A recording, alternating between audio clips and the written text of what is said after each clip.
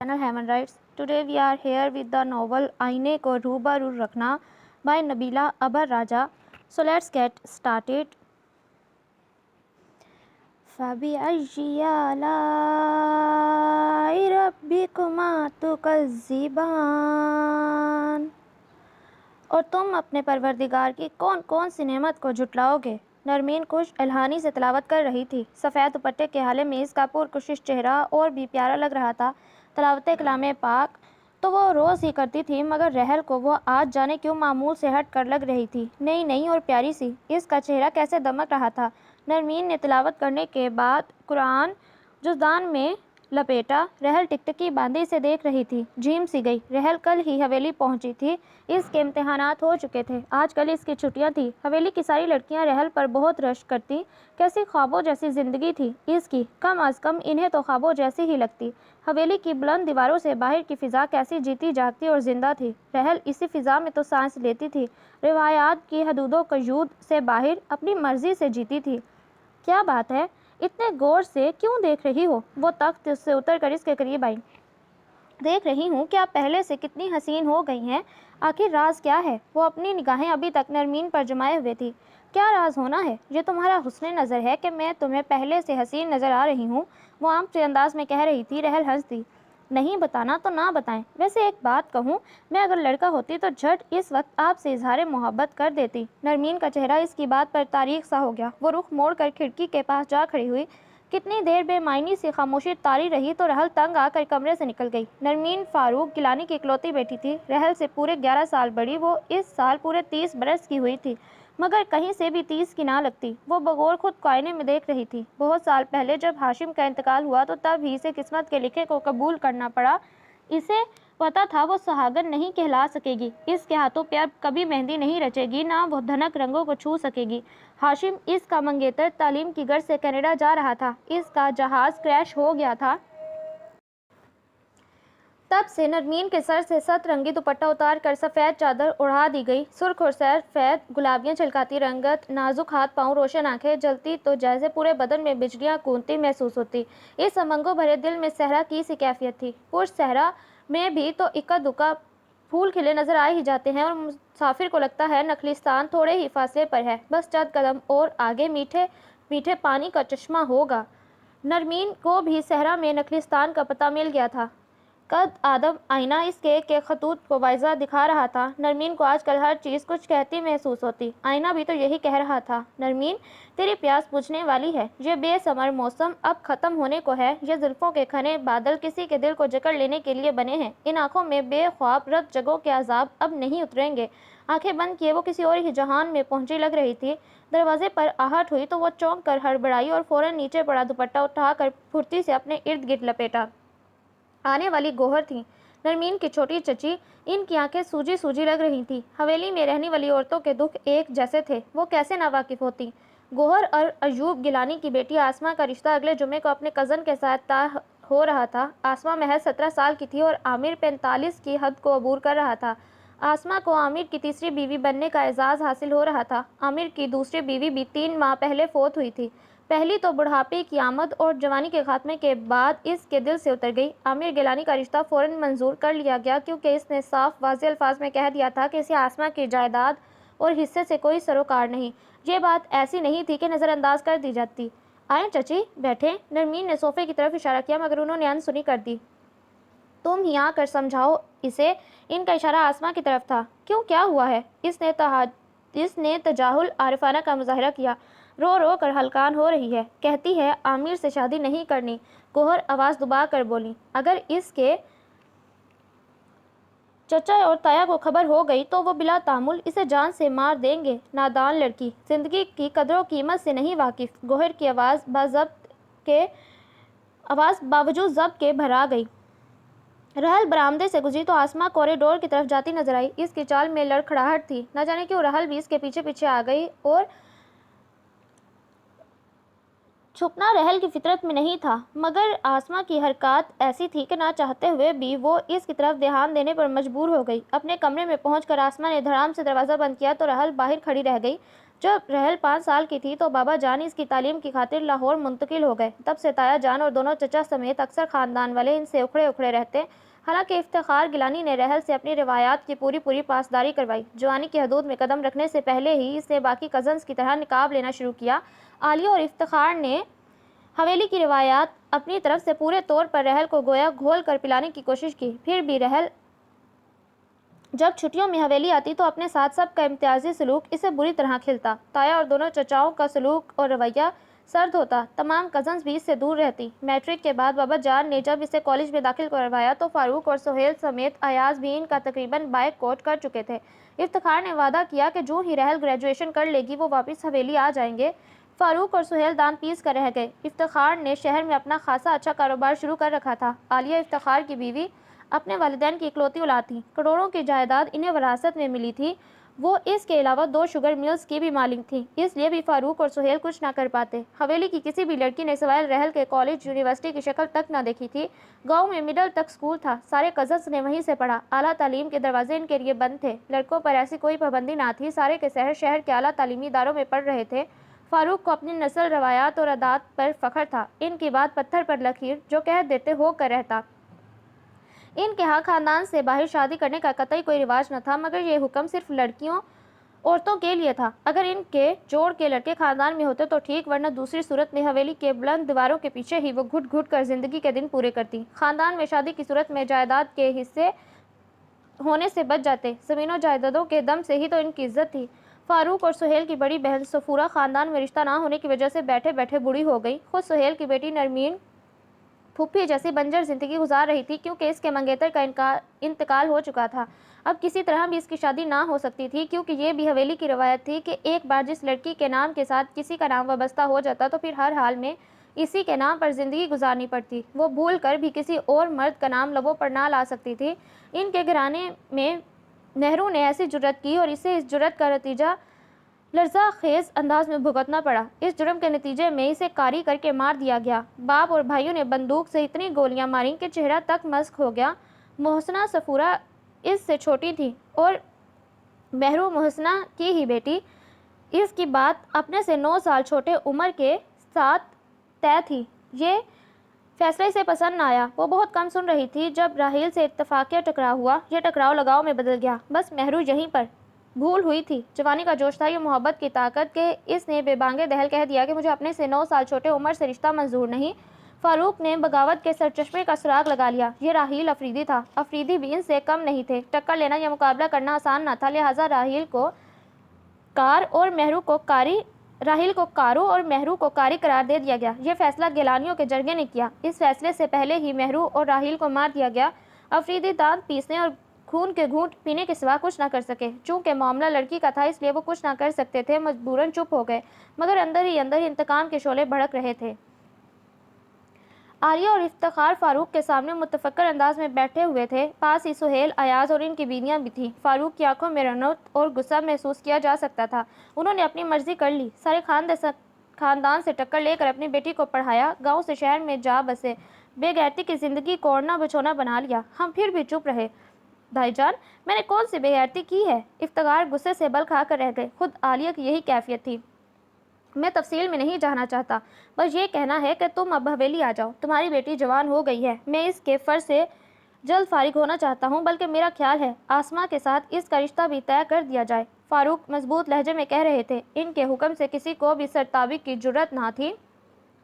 عالیہ اور افتخار دونوں ایک دوسرے کو دیکھ کر رہ گئے۔ اس نے جتنا پڑھ لیا کافی ہے، اب باقی لڑکیوں کی طرح اپنا گھر سنبھالے گی۔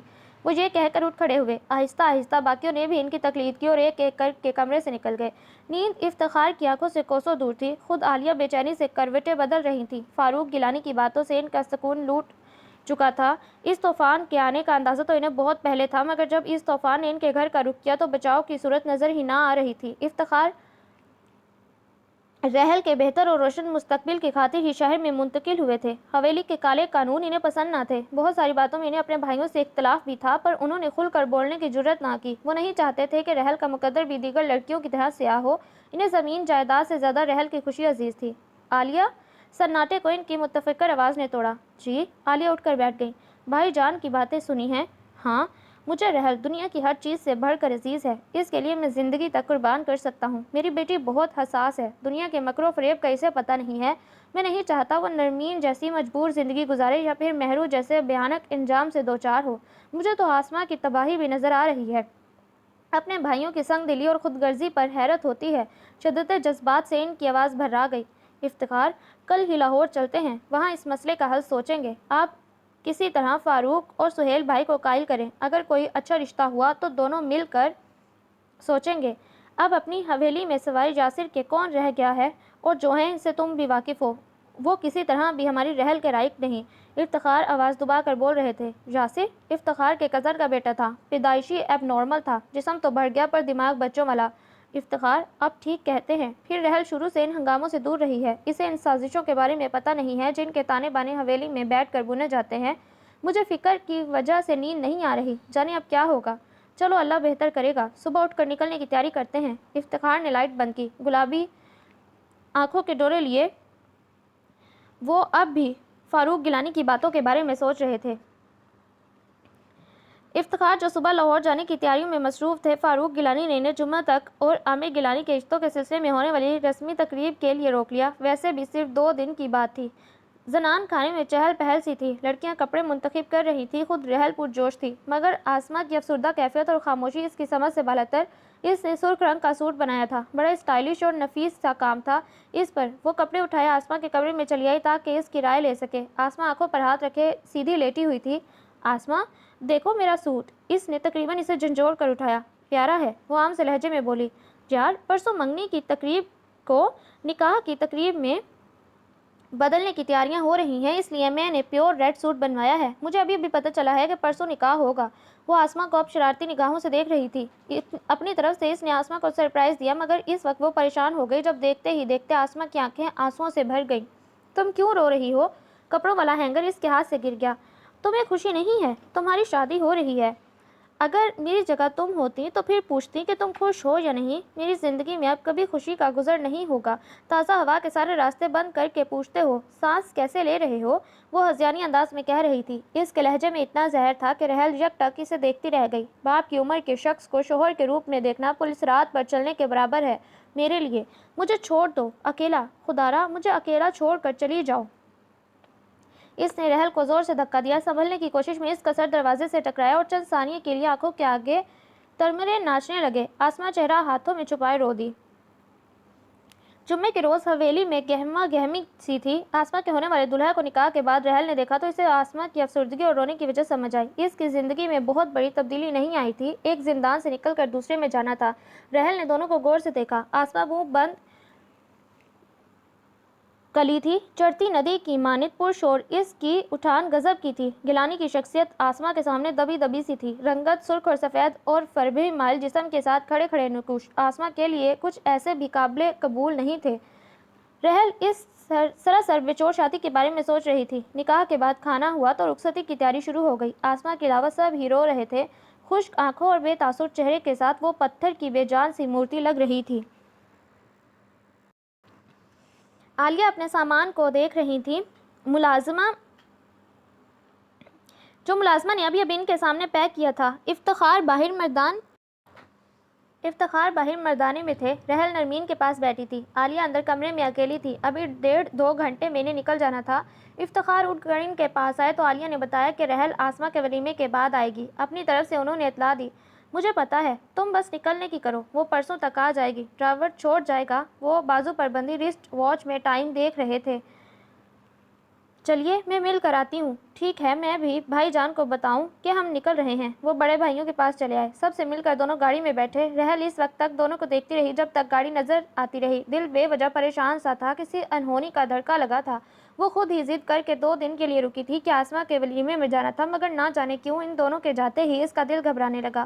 وہ نرمین کے پاس چلی آئی جو نماز سے فارغ ہو کر دعا مانگ رہی تھی۔ وہ پاس پڑی کاؤچ پر بیٹھ گئی۔ نرمین سے باتوں میں وقت گزرنے کا پتہ ہی نہ چلا۔ دونوں اس وقت چونکی جب باہر سے رونے پیٹنے کی مبہم آوازیں آنا شروع ہوئیں۔ نرمین افتہ خیزہ ننگے پاؤں بغیر باہر کی طرف بھاگی۔ اس کے پیچھے پیچھے بد حواس رحل تھی۔ افتخار اور عالیہ کے خون میں لت پت زندگی کی حرارت سے محروم مردہ جسم مرکزی گیٹ سے اندر لائے جا رہے تھے۔ افتخار اور عالیہ کے جنازے آخری آرامگاہ تک لے جانے کے لیے تیار تھے۔ رحل بڑے تایا کے بازوں میں تڑپ تڑپ کر رو رہی تھی۔ اب تو اس کا گلا بھی بیٹھ چکا تھا، کچھ کہنے کی کوشش میں محض لب پھڑپھڑا رہے تھے۔ اسے سنبھالنا محال تھا۔ حویلی کی عورتیں مردوں کے سامنے کھلے سر نہیں جاتی تھیں، مگر رحل جنازے کے ساتھ ننگے پاؤں ننگے سر دیوانہ وار بھیڑ کو چیرنے کی کوشش کر رہی تھی۔ فاروق نے ایاز کے ساتھ مل کر بمشکل اسے قابو کیا۔ وہ بری طرح مچل رہی تھی۔ بیرونی گیٹ تک وہ اس طرح اپنے وجود سے لاپرواہ ہو کر آئی کہ جنازے میں شریک تمام مرد حیرت زدہ تھے۔ یہ بات ان بھائیوں کے لیے ناقابل قبول تھی۔ وہ دانت پیس کر رہ گئے۔ کسی نہ کسی طرح وہ رحل کو وہاں سے ہٹا کر اندر لانے میں کامیاب ہوئے۔ اچانک موت نے اس کے حواس سلب کر لیے۔ رحل کی حالت تباہ کن تھی۔ وہ شکستہ دل تھی۔ ماں باپ کی جدائی کے دائمی صدمے نے اس کی ذہنی حالت کو قابل رحم بنایا۔ شگفتہ، گوہر اور مرجان اس کے پاس تھی۔ رحل سسک رہی تھی۔ شگفتہ اور گوہر اسے ہمدردی سے دیکھ رہی تھیں۔ شگفتہ نے رحل کو بہلا پھسلا کر سکون آور دودھ کے ساتھ دوائی دی تو آہستہ آہستہ اس کی آنکھیں نیند سے بوجھل ہونے لگی۔ ویسے بھی وہ پورے 2 دن سے جاگ رہی تھی۔ گوہر اور شگفتہ کو رحل سے بہت لگاؤ تھا۔ شگفتہ ایاز کیلانی کی دوسری بیوی تھی، خوبصورت اور کم عمر۔ ایاز نے شگفتہ سے شادی اپنی مرضی اور پسند سے کی۔ گوہر پہلی بیوی تھی۔ بقول ایاز کے وہ پسند نہیں تھی، لہٰذا اپنے بڑوں اور حویلی کے دیگر مردوں کے نقش قدم پر چلتے انہوں نے بھی دوسری شادی میں دیر نہ لگائی۔ گوہر اس ڈرامے میں ایک خاموش تماشائی کی طرح سب کچھ دیکھتی رہی۔ شگفتہ ایاز کے دل کی رانی تھی۔ تعزیت کے لیے آنے والوں کا تانتا بندھا ہوا تھا۔ رحل اس دوران خاموش نگاہوں سے آنے جانے والوں کا جائزہ لیتی رہی۔ شدت گریہ سے اس کی آنکھیں سرخ نظر آئیں۔ حویلی کے باقی مکینوں کی زندگی تو معمول پر آ گئی، مگر اس کی ذات میں پھیلے سناٹے کم ہونے میں نہ آ رہے تھے۔ اسے یوں لگ رہا تھا جیسے وقت ایک جگہ رک سا گیا ہو۔ بچھڑے کا وہ جان غسل لمحہ گویا ساری عمر پر محیط ہو گیا۔ کاش میں بھی اس روز ان دونوں کے ساتھ چلی جاتی تو آج دکھ سے تو نہ گزرنا پڑتا، وہ اکثر خود سے یہ کہتی۔ اس وقت بھی قدرے الگ تھلگ سی بیٹھی وہ ماما اور پاپا کے بارے میں سوچ رہی تھی۔ وہ باغ کے مغربی کونے میں گھنے درختوں کی قطار کے درمیان بیٹھی تھی، کالی چادر میں خود کو لپیٹے۔ حسب معمول وہ دکھ کی کیفیت میں شامل تھی۔ شام ڈھل رہی تھی۔ گھنے درختوں کی وجہ سے اندھیرا کچھ زیادہ ہی گہرا تھا یا پھر اسے محسوس ہو رہا تھا۔ وہ اٹھ کھڑی ہوئی۔ کسی کے بھاری قدموں کی چاپ اس طرف آتی محسوس ہوئی۔ وہ ٹھہر گئی، ادھر ادھر دیکھا، کچھ نظر نہ آیا، مگر آواز بد دستور آ رہی تھی۔ وہ ڈر سی گئی، کیونکہ یہ باغ حویلی کا حصہ نہیں تھا، اس سے الگ تھا اور کافی گھنا تھا، اور اکثر وہ یہاں چلی آتی، یادوں کا میلہ سجا لیتی۔ گھڑی دو گھڑی آنسو بہا کر دل کو سکون ملتا۔ آنے والا جو کوئی بھی تھا اسی طرف آ رہا تھا۔ رحل نے سرکتی چادر کو سنبھالا۔ نووارد اس کے سامنے آیا۔ رحل نے اس سے قبل اسے نہ دیکھا تھا۔ تم کون ہو؟ اور راستے میں کھڑے میرا منہ کیا دیکھ رہے ہو؟ اس کا شاہانہ مزاج جلال میں آ گیا۔ میں بڑے سائیں کے ساتھ ہوتا ہوں اور باغ کی نگرانی بھی میری ذمہ داری ہے۔ اس نے اپنے مقام کی وضاحت کی تو رحل نپے تلے قدم اٹھاتی اس کے پاس سے گزر کر آگے جانے لگی۔ وہ لبوں پر گہری مسکراہٹ لیے جاتی ہوئی رحل کو بغور دیکھ رہا تھا۔ یہ طارق تھا، فاروق گیلانی کا نیا ملازم، جو آتے ہی ان کی آنکھوں کا تارا بن گیا۔ انہوں نے اسے سب ملازموں کا نگران بنایا، کچھ خاص ذمہ داریاں بھی اس کو دیں، جس کی وجہ سے اس کی خاص اہمیت ہو گئی، جو کسی بھی شک اور شبے سے بالا تر تھی۔ فاروق جہاں کہیں بھی جاتے اسے لازماً اپنے ساتھ لے کر جاتے۔ وہ لڑائی بھڑائی کا ماہر کڑیل جوان تھا۔ اس نے فاروق گیلانی کا اعتماد حاصل کیا۔ وہ آنکھیں بند کر کے اس پر اعتبار کرنے لگے تھے۔ حویلی واپس آ کر رحل اس کی گہری نگاہوں کے بارے میں سوچنے سے خود کو باز نہ رکھ سکی۔ وہ ملازم تھا، مگر اس کے دیکھنے کا انداز ہرگز ملازموں جیسا نہ تھا۔ حویلی کے نوکروں کی اتنی جرأت ہرگز نہیں ہو سکتی تھی کہ وہ مالکوں کی آنکھوں میں آنکھیں ڈال کر دیکھیں۔ شاید کسی غلط فہمی کا شکار ہوا ہوگا، اس لیے تو غور سے سوالیہ انداز میں دیکھ رہا تھا۔ اس نے خود کو یقین دلایا۔ 1.5 ماہ کے بعد وہ شہر اپنے گھر آئی تو ایک ایک چیز کو چھو چھو کر دیکھا۔ سب کچھ ویسا ہی تو تھا جیسا وہ چھوڑ کر گئی تھی، صرف ماما اور پاپا نہ تھے۔ اس کے دل میں ہوک سی اٹھی۔ صفورہ پھپھو سے آنسو چھپانے کے لیے وہ ان کے سامنے سے اٹھ آئی۔ اس کی تعلیم کا پہلے ہی کافی حرج ہو چکا تھا۔ بڑے تایا نے خود اسے صفورہ پھپھو اور 3 ملازموں کے ساتھ لاہور بھیجا۔ رحل بیٹا، اپنی پڑھائی پر توجہ دو، مرنے والوں کے ساتھ مرا نہیں جاتا۔ میں کل ہی تمہیں لاہور بھیجنے کا انتظام کرتا ہوں، وہاں تمہیں اکیلے پن کا مسئلہ ہوگا، اس کا بھی حل نکال لیا ہے۔ میں نے صفورہ کو تمہارے ساتھ بھیجنے کے علاوہ 3 ملازم بھی بھیجنے ہیں۔ میں خود بھی ٹائم نکال کر چکر لگاتا رہوں گا۔ فکر اور پریشانی کی بات نہیں، تم اداس نہ رہا کرو، مرنے والی کی روح کو تکلیف ہوتی ہے۔ حیرت انگیز طور پر ان کا لہجہ نرم تھا۔ بھائی کی موت کے بعد وہ کافی بدل گئے تھے۔ یہ تبدیلی مثبت تھی اور رحل کے حق میں بہتر تھی۔ اپنے کہے کے مطابق انہوں نے رحل کو لاہور بھیجنے میں دیر نہ لگائی اور یوں وہ اپنے گھر میں تھی، جو پاپا نے اپنی پسند اور ذوق کے مطابق تعمیر کروایا تھا۔ شروع کے دن تو اس کی کالج فرینڈز کا تانتا بندھا رہا۔ جنہیں بھی اس کے والدین کی موت کا پتہ چل سکا وہ تعزیت کے لیے آتے رہے۔ وہ بھی دوبارہ سے मसरूफ़ होकर अपना गम भूलने लगी। सफूरा फूफो का ज़्यादातर वक्त कमरे में गुजर जाता। हमा वक्त मोटे दानों की सफ़ेद तस्बीह इनके रशा ज़दा हाथों में नजर आती। रहल के कहने के बावजूद वो कमरे से कम निकलती। कभी कभी वो बहुत बोर हो जाती। सहेलियाँ इसने ज़्यादा ना बनाई थीं। इरम और मलाइका ही इसके अच्छे दोस्तों में शुमार होती। बाकी किसी के साथ ज़्यादा राहो रस्म इसने बढ़ाई ही ना थी। इरम और मलाइका आती रहती थी, वो कम ही जाती, क्योंकि पापा को इसका कहीं भी ज़्यादा आना जाना पसंद ना था, सो वो सख्ती से इस पर अमल पैरा थी। लाहौर आए 1.5 माह हो चुका था। सफूरा फूफो बौखलाई हुई थी। वो शहरी तर्ज ज़िंदगी की आदी ना थी। सारी ज़िंदगी हवेली की खुली फिजा में सांस लिया था। अब इस बुढ़ापे में भाई ने इन्हें यहाँ भेज दिया। अब कल से इनका दिल बेहद घबरा रहा था। सो उन्होंने कुछ दिन के लिए गांव जाने का कसद किया। ताया ने गाड़ी बमा ड्राइवर भेज दी। जो मुलाजिम गांव से रहल के साथ आए थे वो घर की हिफाजत और निगरानी पर मामूर थे, सो यहीं थे। इस तरफ से बेफिक्री थी। इतने दिन के बाद गांव का चक्कर लग रहा था, इसलिए वो सारी परेशानियां भुलाएं तैयार हो रही थी। सफूरा बरकत को घर के बारे में हदायत दे रही थी। तैयार होने के बाद रहल ने काली चादर को अच्छी तरह अपने गिर्द लपेटा। सफूरा अंदर थी। शायद ड्राइवर जो फारूक गिलानी ने भेजा था इन दोनों के इंतजार में था। वो छोटे छोटे कदम उठाती गाड़ी के करीब आई। आहट पर तारिक ने सिगरेट फेंका और पीठ मोड़ी। राहल का सभी और शादाब चेहरा इसकी निगाहों की गिरफ्त में था। इसने पिछला दरवाजा खोल दिया। वो इसे यहाँ देखकर कदरे हैरान सी हुई। इसके देखने का अंदाज की वजह से वो इसे याद रह गया। इसके बैठने के बाद वो खुद भी अगली सीट पर घूम कर आ बैठा। सफूरा फूफो अभी भी अंदर थी। रहल अंदरूनी दरवाजे पर निगाहें जमाए बैठी थी, जहां से सफूरा फूफो को आना था। इसे खुद से बेखबर देख कर तारिक बगौर इसका जायजा ले रहा था। सफूरा फूफो अंदर से बरामद हुई तो रहल ने सुकून का सांस लिया। कैसे हो तारिक पुत्र? वो इन्हें आता देख कर गाड़ी से उतर आया था। अब वो इसका हाल अहवाल पूछ रही थी। मैं ठीक हूँ, दुआएं हैं आपकी।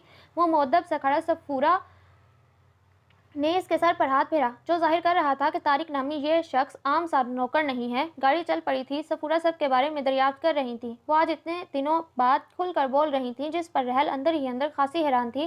रहल को देख कर नरमीन के चेहरे पर खुशी से जाग गई। इतने दिन के बाद आई हो, रात को देर तक जागेंगे और ढेर सारी बातें करेंगे। वो इसे प्रोग्राम से मुतला करने लगी। रहल की सारी थकन उतर गई।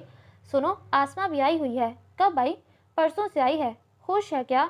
खुद पूछ लेना। कहाँ है? अपने कमरे में। नरमीन इसके तेज तेज सवाल करने पर हंस दी। मैं इससे मिलने जा रही हूँ। धीरज धीरज, अभी तो आई हो, फ्रेश तो हो लो। वो इसे बगौर देख रही थी। नहीं, मैं पहले इससे मिल लूँ, फिर बाकी बाद में। उजलत में वो नजर आ रही थी। ठीक है, मैं अभी तब तक नमाज पढ़ लूँ, फारिग हो के तुम लोगों के पास आती हूँ। नरमीन ने नमाज के लिए नियत बांधी। आसमा बाहर बैठी हुई थी। इसे देखकर रस्मी मुस्कुराहट लबों पर सजाई। कैसी हो आसमा? वो मोहब्बत से इसका हाथ थामते बोली। I miss you. मैंने तुम सबको बहुत याद किया। बस वैसा ही हाल है जैसे फांसी वाले मुजरिमों का होता है। पल पल मौत के इंतजार में लाखों बार जीता और मरता है। इसके लहजे में कुछ ऐसी बात थी जिसने रहल को अंदर तक दहलाया। आसमा के अंदर कितनी तलखी आ गई थी। इसकी हमा वक्त हंसती आंखों में अब कर्ब सा हलकोरे लेता। फरहीन भी नमाज पढ़ने के बाद इनके पास आई। आओ बाग की तरफ चलते हैं, गपशप लगाएंगे, टहलेंगे। ये आइडिया नरमीन की तरफ से आया था। रहल तो फौरन तैयार हो गई। अलबत्ता आसमा के कदम सुस्त सुस्त से थे, मगर रहल ने इसे साथ ले लिया। मौसम सरमा के रसीले फूलों की महक जहाँ रची बसी साफ महसूस की जा सकती थी, वो तीनों दरख्तों के घने सिलसिले से कदरे अलग आ बैठी। खनकी और सर्दी बहुत ज़्यादा थी। मैं माल्टे तोड़ कर लाती हूँ, जहाँ बैठ कर खाएंगे। रहल उठ कर कपड़े झाड़ती बाएं सिमत होली, जहाँ कतार तर कतार दरख्तों पर माल्टों की ताज़ा फसल अपने जोबन पर थी। हटें, मैं तोड़ देता हूँ। वो भी 3-4 माल्टे ही तोड़ पाई थी कि ये जानी पहचानी सी आवाज़ सुनकर उछल ही पड़ी। दुपट्टे में रखे माल्टे दूर जा गिरे। इसका दिल अभी भी धक धक कर रहा था। मैं अपने काम खुद कर लेती हूँ, वो खुश्क लहजे में बोली। वजह इसके देखने का बेबाक सा अंदाज था, जिसकी वजह से इसके लहजे में खुद ब खुद तलखी आ गई। वो अगर मुलाजिम था तो मुलाजिम लगता क्यों नहीं था? वो इसके तासुरात देकर दूर हट गया। रहल माल्टे तोड़कर नरमीन और आसमा के पास आ गई। अभी कुछ देर में मगरिब की अजान हो जाएगी, इस वक्त हम माल्टे खाएंगे। ना बाबा, इतनी ठंड में मरने का प्रोग्राम नहीं। नरमीन ने कानों को हाथ लगाया। रहल ने नोट किया कि वो कुछ ज्यादा ही चहक रही है। यह तब्दीली इसमें चंद महीने कबल आई। रहल को तो अच्छी लगी थी। इसने ये दुआ की कि नरमीन की मुस्कुराहट दायमी रहे। अब भी इसका ये सरशार सा अंदाज देखकर वो खुश हुई। अलबत्ता आसमा की अफसुर्दगी इससे बर्दाश्त नहीं हो रही थी। आप ना खाएं, हम तो खाएंगे। इसने माल्टों के छिलके उतारना शुरू किए। खामोशी सी छा गई। रहल ने सर उठाया। नरमीन की निगाहें एक ही जगह जमी थीं। रहल ने इनकी निगाहों के ताकुब में देखा। सामने तारिक बाग के रखवालों के सामने खड़ा बातें कर रहा था। अचानक नरमीन ने निगाहें हटाईं। बाबा जान का दस्ते रास्त है, बहुत मेहनती और बहादुर है। वो इसकी तारीफें करते नहीं थकते, हर बात में इससे मशवरा करते हैं। तुम तो हवेली कम कम आती हो, इसलिए ज़्यादा नहीं जानती। आज तुम्हें लेने बाबा ने इसी को भेजा था। न जाने वो क्यों वजाहत दे रही थी। मुझे तो खासा बेबाक सा लगता है, बदतमीज़ कहीं का। वो बुरा समूह बना कर बोली तो नरमीन हैरान सी हो गई। अरे नहीं, इसकी शराफत की गवाही तो बाबा जान तक देते हैं, तुम्हें गलत फहमी हुई है। वो सर झटक कर रह गई। लड़कियों को शॉपिंग करना थी, ये फरीजा भी तारीख के सपुर्द किया गया कि वो सबको ले जाए। नरमीन बहुत खुश थी, इसकी लो देती गुलाबी रंगत बहुत पुरकशिश लग रही थी। वो सारी आकर गाड़ी में बैठी तो तारिक सबसे आखिर में अंदर से निकला। ब्लैक कलर के कुर्ता शलवार में इसका बुलंद कामत नुमाया कद जाज़िबे नसर लग रहा था। तारिक भाई बहुत ज़बरदस्त लग रहे हैं। ये 15 साल नादिया थी। नरमीन ने जी में इस बात से इत्तफाक किया। रहल ने तारिक की तरफ देखने से इस्तेहजाज किया। इसने गाड़ी स्टार्ट करके गेट से बाहर निकाली। हरे भरे खेतों का सिलसिला शुरू था। तारिक भाई म्यूजिक लगाए ना। नादिया मुंह फट और लापरवाह थी। नरमीन के घूरने पर भी बाज ना आई। तारिक ने फौरन इसकी फरमाइश पूरी की। आज काला जोड़ा पा साड़ी फरमाइशते। शरारती सी नादिया की हंसी छूट गई। सामने ही तो रहल थी, काले कपड़ों में मलबूस। रहल को बेतरह ताव आया। वो खिड़की से बाहर देखने लगी, फिर नादिया की खी सारे रास्ते जारी रही। रहल ने तो चंद चीजें लेनी थी, ले के वापस हुई। इन चारों का अता पता नहीं मिल रहा था। वो मतलूबा जगह पार्क की गाड़ी के पास आ गई। अंदर तारिक था, दोनों हाथों में थामे शॉपर्स। इसने पिछली सीट पर तकरीबन पटकने के अंदाज में फेंके और खुद भी बैठ गई। इन कपड़ों में आप बहुत अच्छी लग रही हैं। तारिक के इस जुमले ने इसे सर तापा सुलगा कर रख दिया। तुम्हारी जुर्रत कैसे हुई मुझसे ये सब कहने की? ये जुर्रत मुझे आपकी मोहब्बत ने दी है। मुझे कहने दें कि मुझे आपसे इस दिन से मोहब्बत हो गई जब पहली बार आपको देखा था। तारिक का लहजा हर किस्म के खौफ से बेनियाज था। मैं तुम्हें कुत्तों के आगे फेंकवा दूंगी। शिद्दत गैस से इसकी रंगत सुर्ख हो गई। चलें, ये भी करके देख लें, फिर भी मेरी मोहब्बत में कमी नहीं आएगी। तुम नौकर हो, नौकर। अपनी औकात ना भूलो। मैं हरगिज़ अपनी औकात नहीं भूला। इसका लहजा मजबूत था। मैं ताया जान को बता दूंगी। आपकी बात का यकीन कौन करेगा? हवेली की रवायात की वजह से सब आप पर शक करेंगे कि जवान और खूबसूरत लड़का देखकर लड़की से रहा नहीं गया। वो इसे आईना दिखा रहा था। रहल शर्म से कट कर रह गई। वो हकीकत बयान कर रहा था। मैं तुम्हें देख लूंगी, देख लें अच्छी तरह। किस चीज़ की किसी चीज़ की कमी नहीं है। अच्छी खासी हसीनाएं मरती हैं। इसके लहजे में शरारत थी। वो झुंझला कर रह गई। इसने शुक्र किया जब वो चारों वापस आए। वापसी के सफ़र में वो मामूल से ज़्यादा संजीदा था। सब ने ही इसकी तब्दीली को महसूस किया, ख़ास तौर पर नरमीन ने। रहल तो सर दर्द का बहाना बनाकर कमरे में आ गई। वो तारिक के निडर रवैये के बारे में जितना सोचती उलझती जाती। डोर का सिरा हाथ नहीं आ रहा था। ताया जान का सर चढ़ा तारिक किसी भी वक्त इसके लिए मुश्किलात पैदा कर सकता था। इसे यहीं पर रोकना ज़रूरी था, मगर कैसे? यह सवालिया निशान इसका मुंह चढ़ा रहा था। तीसरे रोज़ वो लाहौर चली आई तो दिल मामूल पर आ गया, वरना तारिक के बारे में सोच सोच कर इसने खुद को थका डाला था। इसे आए हुए तीसरा रोज़ था जब हवेली से तारिक सफूरा फूफो को लेने आ गया। इन्हें ताया फारूक ने बुलवाया था तो वो 2 घंटे के अंदर अंदर रवाना हो गई। जाते जाते उन्होंने बस मुख्तसरन इसे इतना ही कहा कि शायद भाईजान को कोई काम है। वो काम क्या था इसके बारे में इसके फरिश्तों को भी इल्म ना था। रात 10:30 बजे का वक्त था। वो गेट के आसपास ही परेशान सूरत टहल रही थी। गाड़ी के मखसूस हॉर्न के आवाज़ पर गुल बादशाह ने गेट खोल दिया। आने वाला तारिक था। जो ही वो गाड़ी बंद करके उतरा, वो तीर की तरह इसके पास आई। हवेली में खैरियत तो है ना? इसके लहजे में अजहद परेशानी और बेताबी थी। सब खैरियत है। यासिर के रिश्ते के बारे में मशवरा करने के लिए बड़े साई ने बुलवाया था बेगम साहिबा को। इसने बड़े सबाहत से बात की। कोई और बात तो नहीं? मुझे किसी और बात का इल्म नहीं है। जो था बता दिया। वैसे एक और इतला भी है आपके लिए मेरे पास। कौन सी? बड़े साईं ने आपकी हिफाजत और निगरानी के लिए मुझे मुस्तकिल यहीं भेज दिया है। इसे बड़े मज़े से बताते इसके तासुरात को जांचा। वैसे भी वो शहरी ज़िंदगी के आदी नहीं हैं, तंग आ गई हैं। तभी तो बड़े साईं ने बुलवा लिया इन्हें। वैसे मेरे लिए कमरा तो सेट कर दिया होगा बरकत ने। वो सामने है तुम्हारा कमरा। इसने तनफुर से सामने बड़े सर्वेंट क्वार्टर में से एक की तरफ इशारा करते कहा। यह कहकर वो रुकी नहीं, अंदर चली आई। तारिक बेख्तियार सर पर हाथ फेर कर रह गया।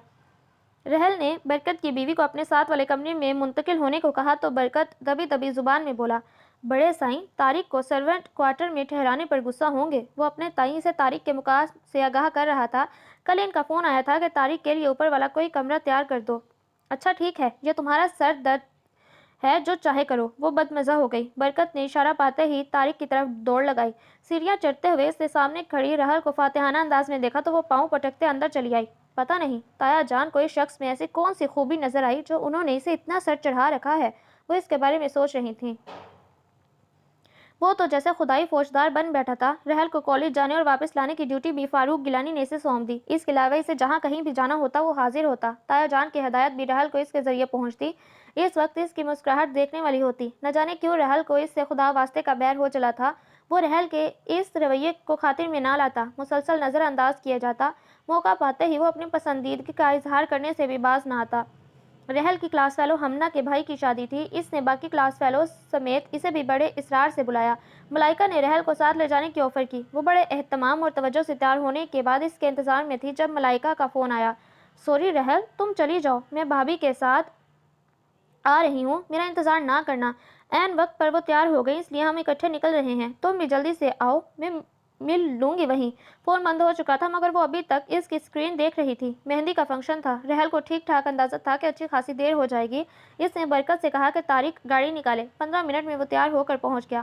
وہ خاصی عجلت میں گاڑی میں بیٹھی۔ خلاف معمول طارق خاموش تھا اور خاصی سنجیدگی سے ڈرائیو کر رہا تھا۔ رحل کو چھوڑ کر وہ چلا گیا۔ اس نے ملائکہ کو ڈھونڈ نکالا۔ اچھے خاصے لوگ موجود تھے۔ مہندی کی رسم 11 بجے کے بعد شروع ہوئی جو کافی دیر جاری رہی۔ اس کے بعد موسیقی کا پروگرام تھا۔ ملائکہ تو آرام سے بیٹھی انجوائے کر رہی تھی جبکہ رحل بار بار رسٹ واچ دیکھ رہی تھی۔ طارق نے 2 گھنٹے میں آنے کو کہا تھا اور اب 2 تو کیا 3 گھنٹے سے بھی زیادہ کا وقت ہو گیا۔ ہمنا کے چھوٹے بھائی نے جب اس سے کہا کہ آپ کا ڈرائیور بلا رہا ہے تب اسے اطمینان ہوا۔ اس نے پرسوں ہی بڑے تایا کو شادی کی دعوت کے بارے میں بتایا تھا۔ انہوں نے بخوشی سے طارق کے ساتھ جانے کی اجازت دی۔ اجازت ملنے پر وہ خوش تھی۔ تایا اتنی آسانی سے مان جائیں گے اسے اندازہ نہ تھا۔ ہمنا خود اسے گاڑی تک چھوڑنے آئی۔ طارق بونٹ کے ساتھ ٹیک لگائے کھڑا تھا۔ ویسے تمہارا ڈرائیور ہے بہت ڈیشنگ اور گڈ لکنگ، وہ شرارت سے بولی تو رحل نے بمشکل تمام اپنی ناگواری چھپائی۔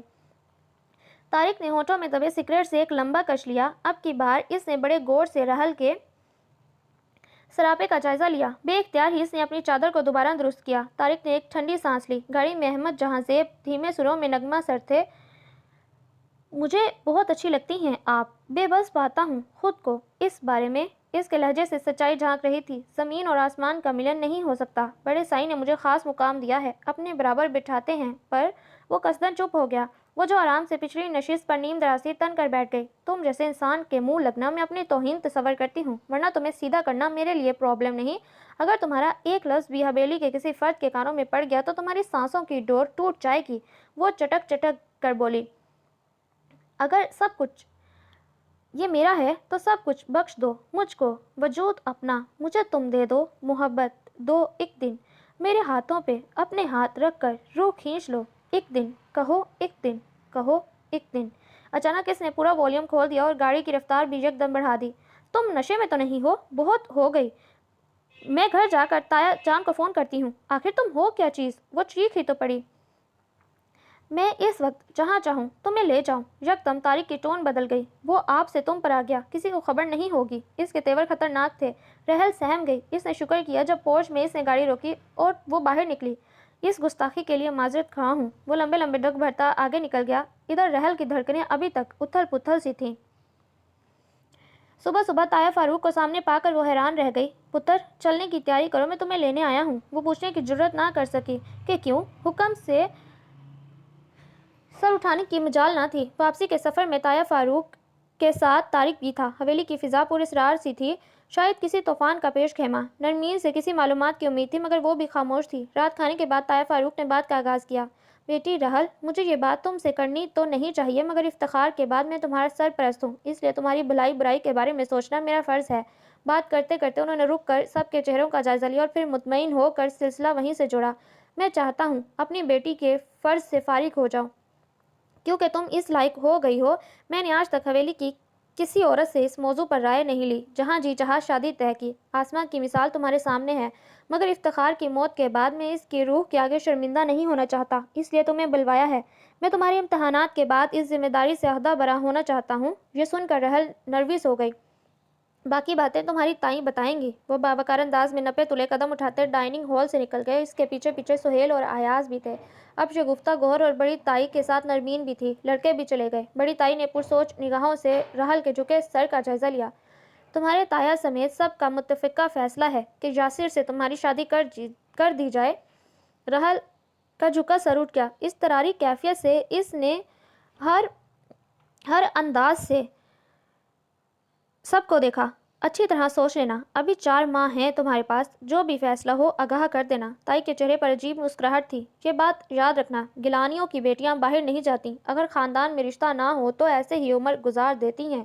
رحل تھکے تھکے قدموں سے چلتی اپنے کمرے میں آئی۔ نرمین اور شگفتہ بھی آ گئی۔ وہ دونوں ہی سے نگاہیں ملانے سے کترا رہی تھی اور اس بات سے کے انتظار میں تھیں کہ وہ کچھ بولے، مگر رحل لبوں پر خاموشی کا قفل لگائے بیٹھی تھی۔ ہاں، ان کے جانے کے بعد وہ پھوٹ پھوٹ کر روئی۔ بھلا اب نارمل یاسر اور اس کا کیا جوڑ؟ وہ پیدائشی طور پر اس مرحومی سمیت اس دنیا میں آیا۔ ہمہ وقت منہ سے رال بہتی اور آنکھیں وحشت زدہ انداز میں پھیلی رہتی۔ یاسر افتخار کے کزن کا بیٹا تھا۔ اس کے علاج پر کافی روپیہ پیسہ خرچ ہوا، مگر اب تو ڈاکٹرز بھی جواب دے چکے تھے کہ اس کی حالت میں تبدیلی لانا ناممکن ہے۔ اب اسی یاسر کی شادی رحل کے ساتھ کی جا رہی تھی کہ دنیا کے سارے مرد مر گئے جو میں یاسر کی شکل میں مجبوری کا طوق گلے میں ڈالوں۔ میں ایسا نہیں کروں گی، کسی کو اپنے ساتھ یہ ظلم اور زبردستی نہیں کرنے دوں گی۔ بغاوت کی ایک لہر اس کے اندر اٹھی تھی۔ موسم اپنے تیور بدل رہا تھا۔ خنکی کی جگہ خوشگوار موسم نے لے لی۔ رحل اور نرمین دونوں نے اکٹھے کھانا کھایا۔ نرمین تو کھانے کے بعد کمرے کی نظر ہو گئی۔ رحل بے مقصد ادھر ادھر چکراتی رہی۔ حویلی کے تینوں بلکہ چاروں بڑی خواتین قریبی گاؤں میں شادی میں گئیں۔ وہ بوریت کے عالم میں باغ کی طرف نکل آئی۔ گھنے درختوں کے بیچوں بیچ اسے کسی کی موجودگی کا احساس ہوا۔ نہ جانے کون تھا۔ وہ تیز تیز قدم اٹھاتی اس طرف آئی تو وہاں کوئی نہ تھا۔ وہ اپنے چاروں طرف نظر دوڑا رہی تھی جب پیچھے آہٹ کی آواز سن کر اچھل پڑی۔ وہ طارق تھا۔ اس کی تیوریاں چڑھ گئیں۔ بلیک کلر کی ٹی شرٹ اور بلو جینس میں ملبوس وہ اس وقت بھلا یہاں کیا کر رہا تھا؟ یہی سوال اس کے لبوں پر آیا۔ آپ سے ملاقات کے انتظار میں تھا۔ اس کی مسکراہٹ دل جلانے والی تھی۔ یہ کہہ کر وہ وہاں رکا نہیں۔ وہ پرسوچ نگاہوں سے اسے دور تک جاتے دیکھتی رہی۔ ذہن میں اچانک ہی یہ سوچ آئی، پر اس کے محور تک پہنچ نہ پائی۔ وہ جلد از جلد حویلی سے جانا چاہتی تھی۔ فاروق گیلانی نے سوچنے کے لیے 4 ماہ کا وقت دیا تھا۔ اسے جو کرنا تھا اسی عرصے میں کرنا تھا۔ فاروق گیلانی کے تیور من مانی کرنے والے تھے۔ وہ حکم عدولی کہاں برداشت کرتے؟ ان کی اپنی بیٹی نرمین روایتوں کا شکار تھی۔ ایسے عالم میں رحل کی کہاں چلنے والی تھی؟ اگر افتخار زندہ ہوتے تو شاید اس طوفان کے آگے بند باندھنے کا حل نکال ہی لیتے، پر اب تو وہ بے یار و مددگار تھی۔ جو کرنا تھا خود کرنا تھا، ورنہ روایتوں کی ایسی دیوار میں چن دی جاتی جن سے وہ مر کر بھی نہ نکل پاتی۔ اسے حویلی کی فرسودہ روایات کے بارے میں علم تھا۔ محسنہ پھپھو کی بیٹی مہرو کا انجام سامنے تھا۔ ذرا سی غلطی موت کے دہانے تک پہنچا سکتی تھی۔ بہتری اسی میں تھی کہ کسی کو کچھ محسوس نہ ہونے دیا جائے۔ لہٰذا لاہور جانے سے قبل تائی مرجان نے گزشتہ ہدایات دوبارہ اس کے کانوں میں انڈیلیں تو وہ سر جھکائے سنتی رہیں۔ اپنے تاثرات اس نے ظاہر نہ ہونے دیے۔ تائی مرجان خاصی مطمئن تھی۔ واپسی کے سفر میں طارق اس کے ہمراہ تھا۔ وہ سارے راستے سوچتی آئی تھی۔ طارق فون کر کے ہٹا تو رات کے 11 سے اوپر کا وقت تھا۔ دروازے پر ہلکی سی دستک ہوئی۔ کھلا ہوا ہے دروازہ، اندر آ جاؤ۔ وہ سمجھا کہ برکت ہے، مگر رحل کو دیکھ کر اس کے ہاتھ سے جلتا سگریٹ چھوٹ کر نیچے جا گرا۔ اس کی حیرت بجا تھی۔ مجھے تمہاری مدد کی ضرورت ہے۔ مجھے نہیں پتا تم کون ہو، کس خاندان سے تعلق رکھتے ہو، مگر یہ پتا ہے کہ تم تایا جان کے قریب ہو۔ میں تمہیں اتنا کچھ دے سکتی ہوں کہ جس کا تم نے تصور خواب میں بھی نہ کیا ہوگا۔ بولو، میری مدد کرو گے؟ وہ ملتجی نگاہوں سے اسے دیکھ رہی تھی۔ آپ اتنی رات گئے کیوں میرے کمرے میں آئی ہیں؟ فوراً اٹھیں یہاں سے، میں صبح آپ سے بات کروں گا۔ طارق کا سلوک بے حد اہانت آمیز تھا۔ رحل کے تلووں میں لگی اور سر پر بچھی۔ وہ بیچو تاب کھاتی 2 سیڑھیاں پھلانگتی نیچے اتری۔ اب اگر وہ رحل کے آفر کے بارے میں تایا جان کو بتا دیتا تو اس کی خیر نہ تھی، اور اگر وہ یہ بھی بتا دیتا کہ وہ رات گئے اس کے کمرے میں آئی تھی تو تایا جان سمیت سارے مرد اس کی موت کا فتویٰ جاری کرنے میں 1 منٹ دیر نہ لگاتے۔ یہ کیا کر دیا میں نے؟ کتنی بڑی بے وقوفی کی! مگر اب تیر کمان سے نکل چکا تھا۔ اسے کمرے میں واپس آئے آدھ گھنٹہ گزرا ہوگا کہ سیل فون بجنے لگا۔ اجنبی نمبر تھا، مگر جب اس نے آن کر کے کان سے لگایا تو طارق کی آواز پہچاننے میں دیر نہ لگی۔ آپ کو جو بات کہنی ہے ابھی کہہ دیں، یا پھر گھر سے باہر کوئی جگہ منتخب کر کے مجھے بتائیں، میں آ جاؤں گا۔ ٹھیک ہے، میں کل 2 بجے لبرٹی آؤں گی۔ میں پہنچ جاؤں گا، مگر لبرٹی آپ کو اکیلا آنا پڑے گا۔ میں آ جاؤں گی، تم وہاں ٹائم پر آنا۔ ٹھیک ہے، طارق نے کہتے فون بند کیا۔ سوچ کی پرچھائیوں نے اس کے چہرے کا احاطہ کیا۔ نہ جانے اسے کیا کام آن پڑا تھا۔ نادان لڑکی، یوں رات گئے اس کے کمرے میں آ کر اپنے پاؤں پر کلہاڑی مارنے چلی تھی۔ وہ سوچ رہا تھا۔ ادھر رحل قدرے مطمئن تھی۔ جوس کا گلاس طارق کے سامنے پڑا گرم ہو گیا۔ وہ پوری طرح اس کی طرف متوجہ ایک ایک لفظ سن رہا تھا۔ میں اتنی بڑی جائیداد کی اکیلی وارث ہوں۔ تایا جان یاسر کے ساتھ میری شادی کرنا چاہتے ہیں۔ میں ایسا نہیں ہونے دوں گی۔ میں فی الحال کمزور ہوں، البتہ حویلی کی فرسودہ روایات پر قربان نہیں ہو سکتی۔ آسماں اور نرمین آپی سمیت سفورہ پھوپھو کی زندگی میرے سامنے ہے۔ مجھے تو یوں لگتا ہے اگر میں نے صاف صاف انکار کیا تو تایا جان کاری قرار دے کر مجھے قتل کرنے میں 1 منٹ کی بھی دیر نہ لگائیں گے، کیونکہ یہ بات بھی مجھے حال میں پتہ چلی ہے کہ جائیداد کی خاطر حویلی کی مجبور و بے بس عورتیں اس ظالمانہ رسم کا شکار ہوتی رہی ہیں۔ اب تم بتاؤ کیا کہتے ہو؟ میں راضی ہوں، مگر مجھے کیا فائدہ ہوگا؟ آخر میری جان بھی خطرے میں ہے۔ فائدے کی فکر نہ کرو، اتنا ہوگا کہ تمہاری 7 نسلیں بھی سکون سے بیٹھ کر کھائیں گی، پھر کب ہوگا یہ سب؟ میں کل ہی انتظام کر لوں گا، مگر یاد رکھنا کہ بے ایمانی اور خیانت مجھے پسند نہیں۔ ٹھیک ہے، طارق اسے غور سے دیکھتے ہوئے بولا تو اندر ہی اندر وہ جزبز ہو گئی، مگر برداشت کرنا بھی تو اس کی مجبوری تھی۔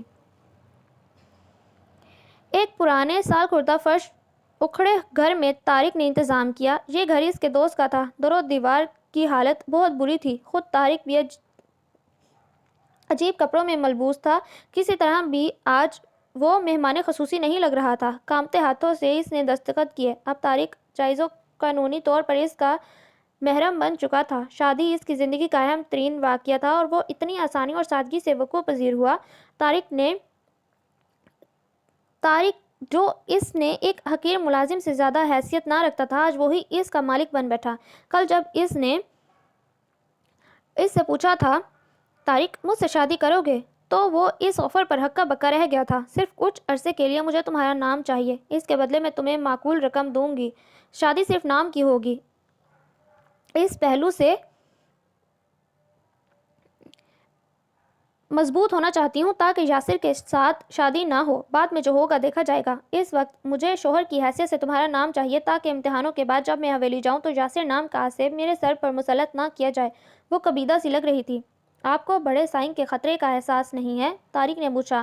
ہے، مگر اتنا زیادہ نہیں، کیونکہ میں ماما پاپا کی جائیداد کی اکلوتی وارث ہوں اور وہ یہ سب حاصل کیے بغیر مجھے ہاتھ نہیں لگا سکتے۔ یاسر کے ساتھ شادی کی صورت میں مجھے یہی حکمت عملی نظر آئی۔ میں گری پڑی نہیں ہوں۔ پاپا کے گہرے دوست انکل ہمدانی ایڈوکیٹ ہیں۔ میں نکاح نامے کی ایک کاپی ان کے پاس لکھواؤں گی تاکہ کسی بھی خطرے کی صورت میں اسے کام میں لایا جا سکے۔ ہاں، کہیں تم کام خراب نہ کر دینا۔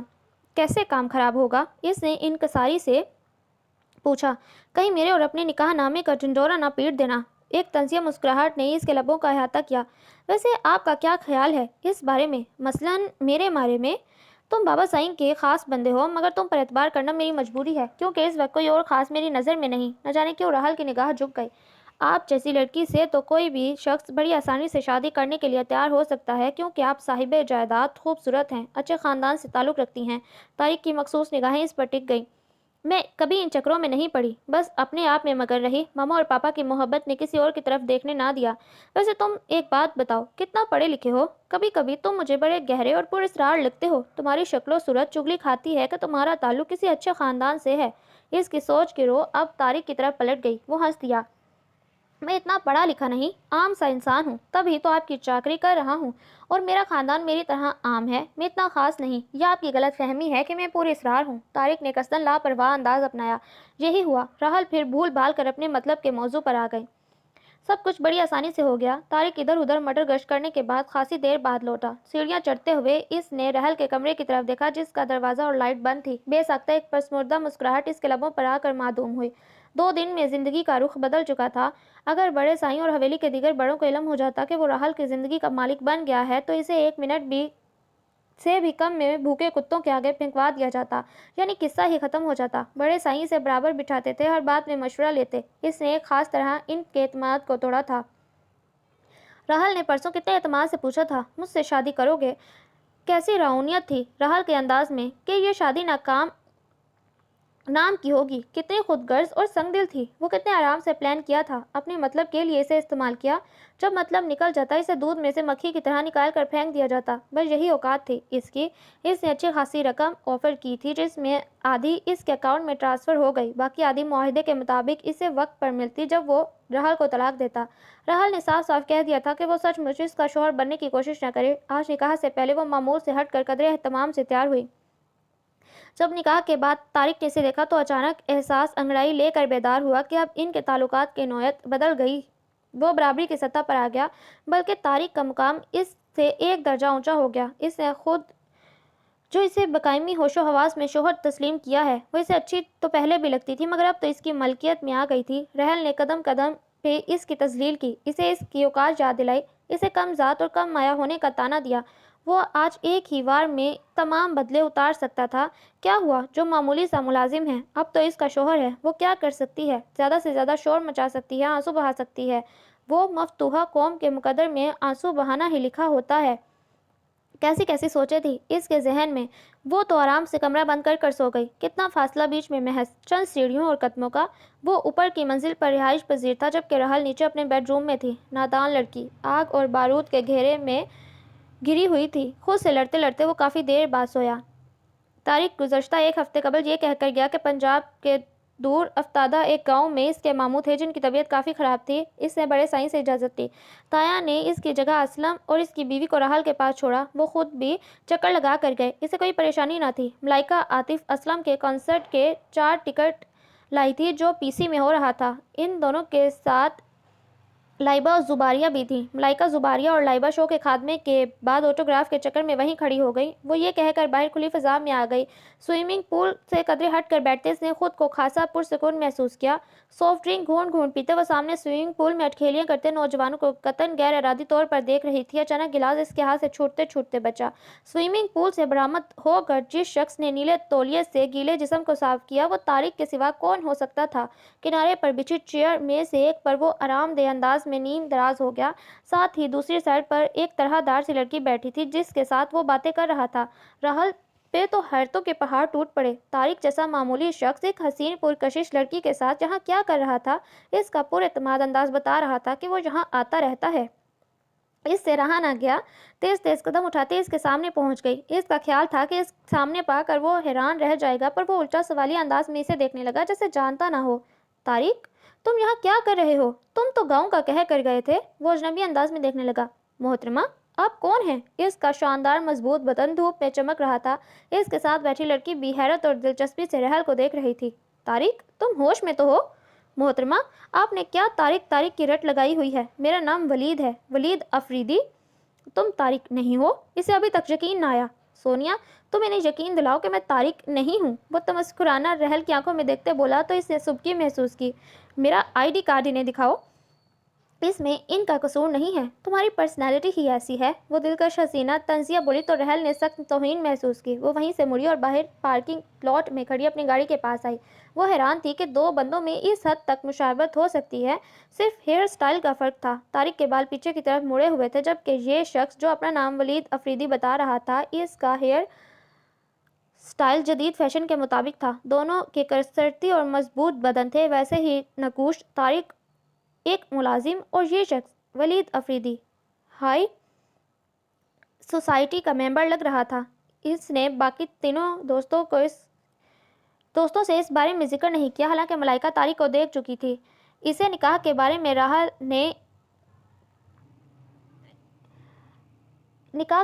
राहल ने इनके आगे जुबान ना खोली थी। इस वक्त तारिक और वलीद की मुशाबत के बारे में कुछ कहना एक नई बहस में पड़ने के मुतरादिफ था। वो शिद्दत से तारिक की आमद की मुंतजिर थी।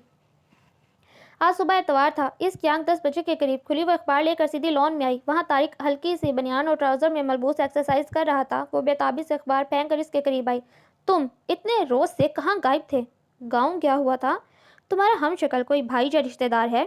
अरे नहीं, खैरियत तो है। अब क्यों पूछ रही हैं?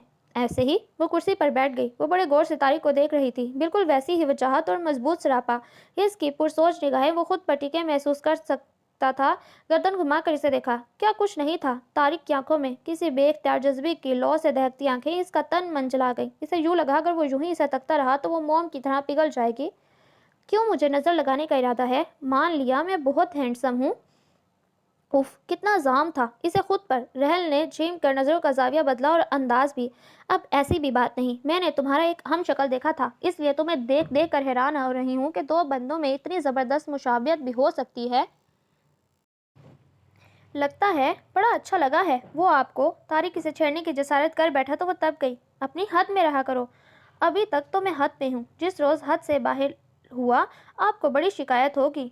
तो तुम मुझे धमकी दे रहे हो? जी नहीं, हकीकत बयान कर रहा हूँ।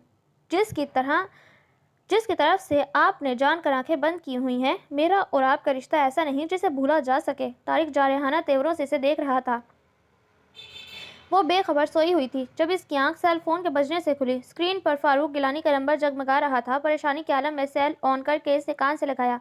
रहल बेटा, तारिक को उठा दो। मैं काफ़ी देर से इसके सेल नंबर पर ट्राई कर रहा हूँ, वो रिसीव नहीं कर रहा। इसे उठाओ अभी जाकर, बहुत ज़रूरी काम है।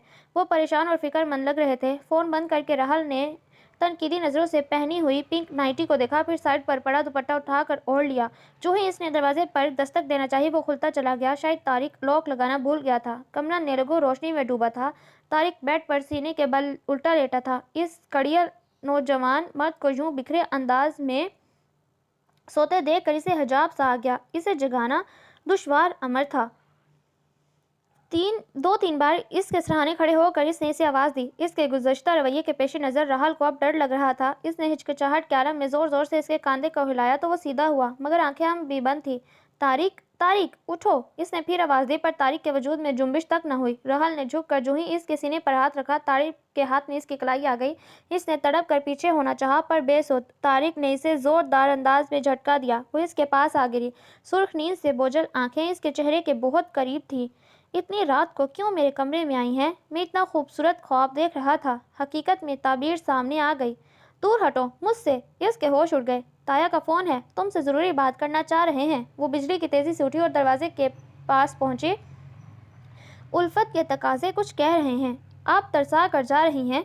इसने पीछे से हाँक लगाई। वो लड़खड़ाते कदमों से सीढ़ियाँ उतर कर कमरे तक आई और अंदर घुस कर दरवाजे को लॉक लगाया।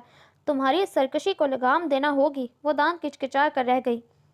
इम्तिहानों से फारिग हुए आज 1 हफ्ता हो चुका था। इसे अब हवेली के लिए रवाना होना था। ताया फारूक गुज़श्ता 2 दिन से इसे आने की याद दहानी करवा रहे थे। तारिक सुबह से गायब था। वो दोपहर के बाद लौटा तो फ़ौरन रहल को गांव रवानगी का बताया। मरती क्या ना करती के मुताबिक इसे अमल करना था। हालांकि मौसम के तेवर बड़े ख़राब लग रहे थे। गुज़श्ता रात वक्फे से बारिश शुरू हुई थी, जिसका सिलसिला अब भी जारी था। रहल इसके साथ जाने से बचना चाह रही थी कि दुआ कर रही थी हवेली से कोई आ जाए, इसलिए तो वो 1 हफ्ते से टाल रही थी। पर आज ताया के जोर देख कर कि हर हाल पहुंचना है, वो जाने को तैयार हो गई। पूरे 6 घंटे का सफ़र था। ऊपर से तारिक इसे जिद करने पर तुला था। रात वाले इस वाक़ये के बाद रहल ने इससे कतराना शुरू कर दिया। सच शुक्र फिर तारिक ने ऐसी कोई हरकत न की, मगर वक्तन फ़वक्तन शौक जुमलों का तबादला करने से बाज न आता। वह लाहौर की हदूद से निकले तो बारिश ने जोर पकड़ लिया। शाम में अंधेरे का समा था। तारिक बड़ी तवज्जो से गाड़ी ड्राइव कर रहा था। रहल चौकन्ना थी। तारिक को ड्राइविंग करते 1.5 घंटे से ज़ायद हो चुका था।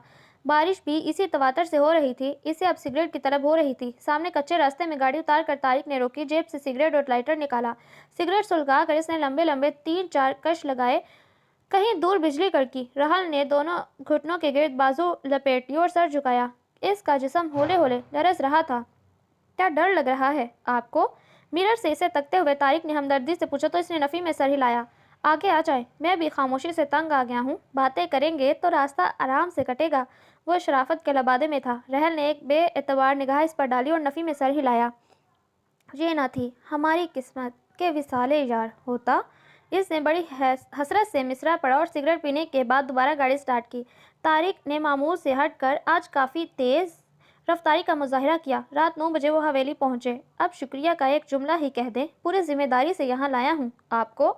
जब वो नीचे उतरी तो तारिक ने बेसाख्ता कहा। वो अनसुनी कर आगे बढ़ गई।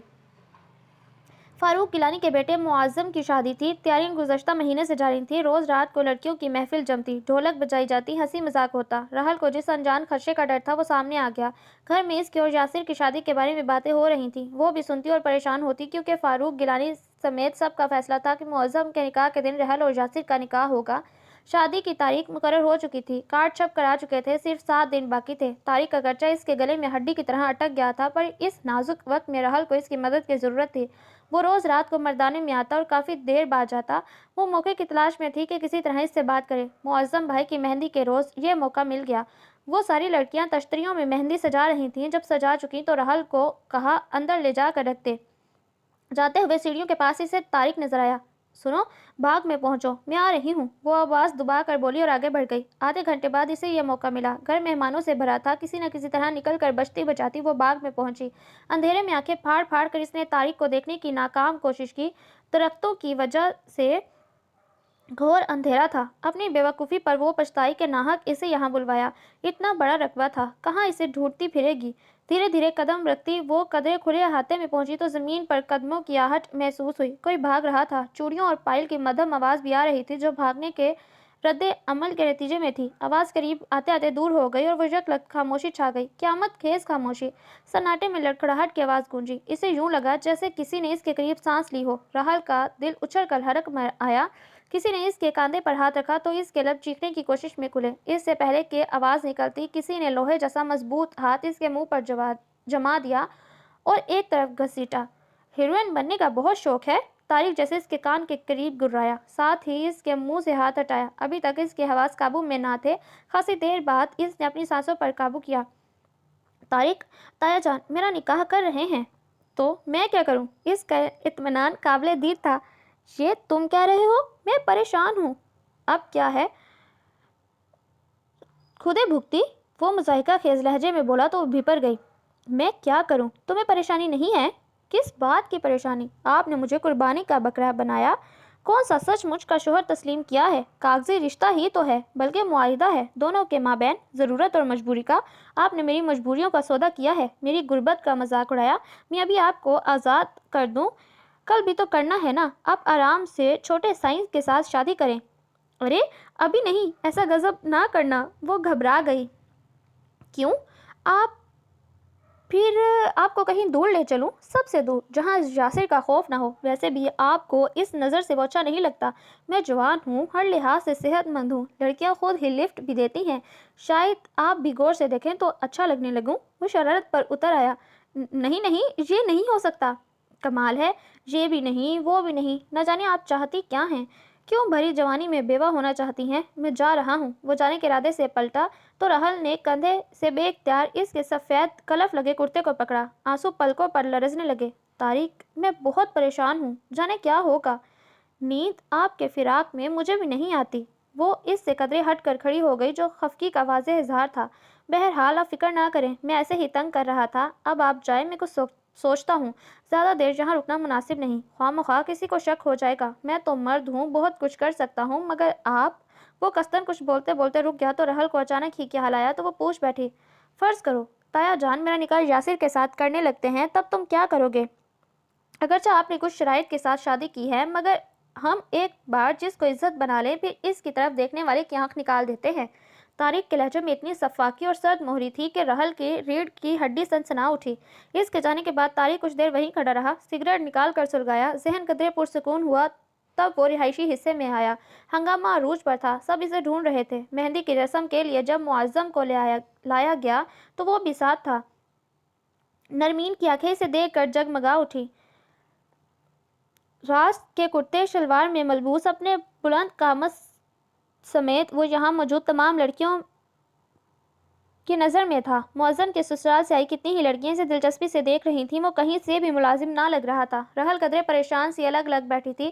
طارق نے اس کی کیفیت جان لی۔ نرمین کی خود میں بڑھتی دلچسپی اسے الجھا رہی تھی۔ راہل اپنی پریشانی میں مگن تھی کہ اس نے دھیان ہی نہ دیا، ورنہ نرمین کے چہرے پر کھلتے گلاب، آنکھوں کی چمک، لبوں کی مسکراہٹ بہت سی کہیں داستانیں سنا رہی تھیں۔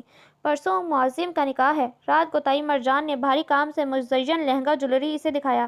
راہل، یہ پہن کر چیک تو کرو، ویسے تو تمہارے ناپ کا ہے، مگر پھر بھی پہن کر دیکھو۔ راہل نے سب کے چہرے کو دیکھا۔ نرمین نے بڑی حیرت اور دلچسپی سے سامنے پڑے عروسی جوڑے پر ہاتھ پھیرا۔ اس کے نہ جانے کون کون سے خواب اس جوڑے کے ساتھ وابستہ تھے، کون کون سے ارمان تھے جو دل میں دب کر رہ گئے۔ بے اختیار ہی اس کے ذہن میں طارق کا عکس لہرایا تو وہ شرما سی گئی۔ وہ سامنے ہی تو ہو، کتنا سنگ دل اور صدیوں کی بلندی پر لگتا ہے۔ وہ نرمین کو طارق کے ساتھ پہلا تصادم ابھی تک یاد تھا۔ طارق کو حویلی میں آئے زیادہ عرصہ نہ ہوا تھا، اس نے گیلانیوں کا اعتماد بہت جلد حاصل کیا۔ وہ ان چند گنے چنے ملازمین میں تھا جنہیں زنان خانے میں جانے کی اجازت بغیر کسی روک ٹوک کے تھی۔ وہ چھوٹی چچی کے کمرے میں بیٹھی آسماں کے ساتھ باتیں کر رہی تھی جب بوا نے آ کر بڑی تائی کے بلاوے کا بتایا۔ وہ سیڑھیاں اتر رہی تھی، اس کا پلو جانے کیسے ریلنگ میں اٹکا۔ وہ زور سے آگے بڑھی، دوپٹے کا کونا اس زور کے رد عمل کے نتیجے میں چرچرایا اور وہ لڑکھڑائی۔ طارق اوپر آ رہا تھا، وہ پورے قد سے گرنے والی تھی جب طارق نے اسے اپنے بازوؤں کا سہارا بخشا۔ وہ گرنے سے تو بچ گئی، پر دل کی چوٹ کھا بیٹھی۔ میٹھے میٹھے سے درد کے احساس نے اسے جکڑ لیا۔ نیند اس دن ایسی اڑی کہ آئندہ آنے والی بہت سی راتیں اسی بے سکونی کی نظر ہو گئیں۔ بہت دفعہ اس نے طارق کے چہرے پر کچھ ڈھونڈنا چاہا، ناکامی پر جھنجھلائی۔ وہ نہ جانے کس مٹی سے بنا تھا، اثر ہی قبول نہیں کر رہا تھا، اور وہ تو اپنے خوابوں کے زیر اثر بہت دور جا چکی تھی۔ اسے پتہ تھا جرأت مہنگی پڑ سکتی ہے، اس کے ساتھ ساتھ طارق کی جان بھی جا سکتی ہے، مگر یہ عشق کی آگ تھی جس نے اس کا روم روم جھلسا دیا تھا۔ وہ اسے دیکھتی تو راکھ راکھ ہو جاتی۔ یہ کیسے ہو سکتا تھا کہ طارق کو پتہ نہ چلتا؟ وہ بہت محتاط ہو کر آگے چل رہا تھا۔ ایک دن جی کڑا کر کے نرمین نے کچھ کہہ دیا۔ وہ سنتا رہا۔ میں آپ کی عزت کرتا ہوں۔ اگر کسی کو پتہ چل گیا تو آپ کی جان بھی جا سکتی ہے اور میں یہ نہیں چاہتا۔ آپ اچھی ہیں۔ وہ پھٹ پڑی، خوب روئی۔ طارق پریشان ہو اٹھا۔ بڑی مشکل سے اسے بہلایا۔ اسے یقین ہو گیا تھا کہ اب اس سیلابی ریلے کو روکنا مشکل ہے۔ کسی بھی وقت سب کچھ تباہ ہو سکتا ہے۔ نرمین اس بات کو جان کر انجان بنی تھی۔ اوپر سے رحل کے ساتھ اس کا رشتہ دوہری احتیاط کا متقاضی تھا۔ تائی جان، میں اس جوڑے کو نہیں پہنوں گی، وہ بولی تو سب سناٹے میں آ گئے۔ اچھا یہ پسند نہیں ہے تو چل کر اور لے لو، ابھی ایک دن ہے نا بیچ میں۔ مرجان دل میں تو ٹھٹکی مگر لہجے کو نارمل رکھا۔ میں نہ یہ اور نہ کوئی اور جوڑا لینا چاہتی ہوں۔ کیا کہہ رہی ہو تم؟ یہی کہ میں یاسر کے ساتھ شادی نہیں کروں گی۔ اس نے سب کے سروں پر جیسے بم پھوڑا۔ تائی جان، میں عاقل اور بالغ ہوں، اپنا اچھا برا سمجھ سکتی ہوں۔ ایک ایب نارمل شخص کے ساتھ مجھے نکاح قبول نہیں۔ اس کے نتائج جانتی ہو کیا ہوں گے؟ پرواہ نہیں، سائیں تمہیں جان سے مار دیں گے۔ تائی جان غصے سے چلائیں۔ ابھی بھی ان کا دل نہیں بھرا؟ اس حویلی میں 2 زندہ لاشیں سانس لے رہی ہیں۔ اس کا اشارہ صفورہ پھپھو اور نرمین آپی کی طرف تھا۔ مہرو مر چکی ہے۔ آسماں کو بوڑھے گدھ کے حوالے کر کے بھی آپ کا دل نہیں بھرا جو آپ مجھے بھی اس روایت کی بھینٹ چڑھانا چاہتی ہیں۔ اس کا لہجہ کرب میں ڈوبا تھا۔ اسی اثناء میں فاروق اور سہیل اندر آئے۔ وہ اس کی ساری باتیں سن چکے تھے۔ سارے باہر نکلو۔ فاروق کا اشارہ کمرے میں موجود عورتوں کی طرف تھا۔ نرمین کا چہرہ آنے والے لمحات کے تصور سے زرد پڑ گیا۔ اسے رحل کی موت صاف نظر آ رہی تھی۔ یہی حال باقی سب کا تھا۔ ادھر رحل کی حالت بھی مختلف نہ تھی۔ اب وہ دونوں سامنے تھے۔ میں اس نمک حرام کا نام سننا چاہتا ہوں جس نے تمہیں یہ جرأت بخشی ہے۔ وہ پوری قوت سے دھاڑے۔ تمہارا نکاح یاسر کے ساتھ ہی ہوگا اور پرسوں کے بجائے اگلے جمعے کو ہی ہوگا، ساتھ رخصتی بھی۔ حویلی کی روایت توڑنے کی اجازت میں کسی کو نہیں دوں گا۔ ان کا لہجہ اٹل اور مضبوط تھا۔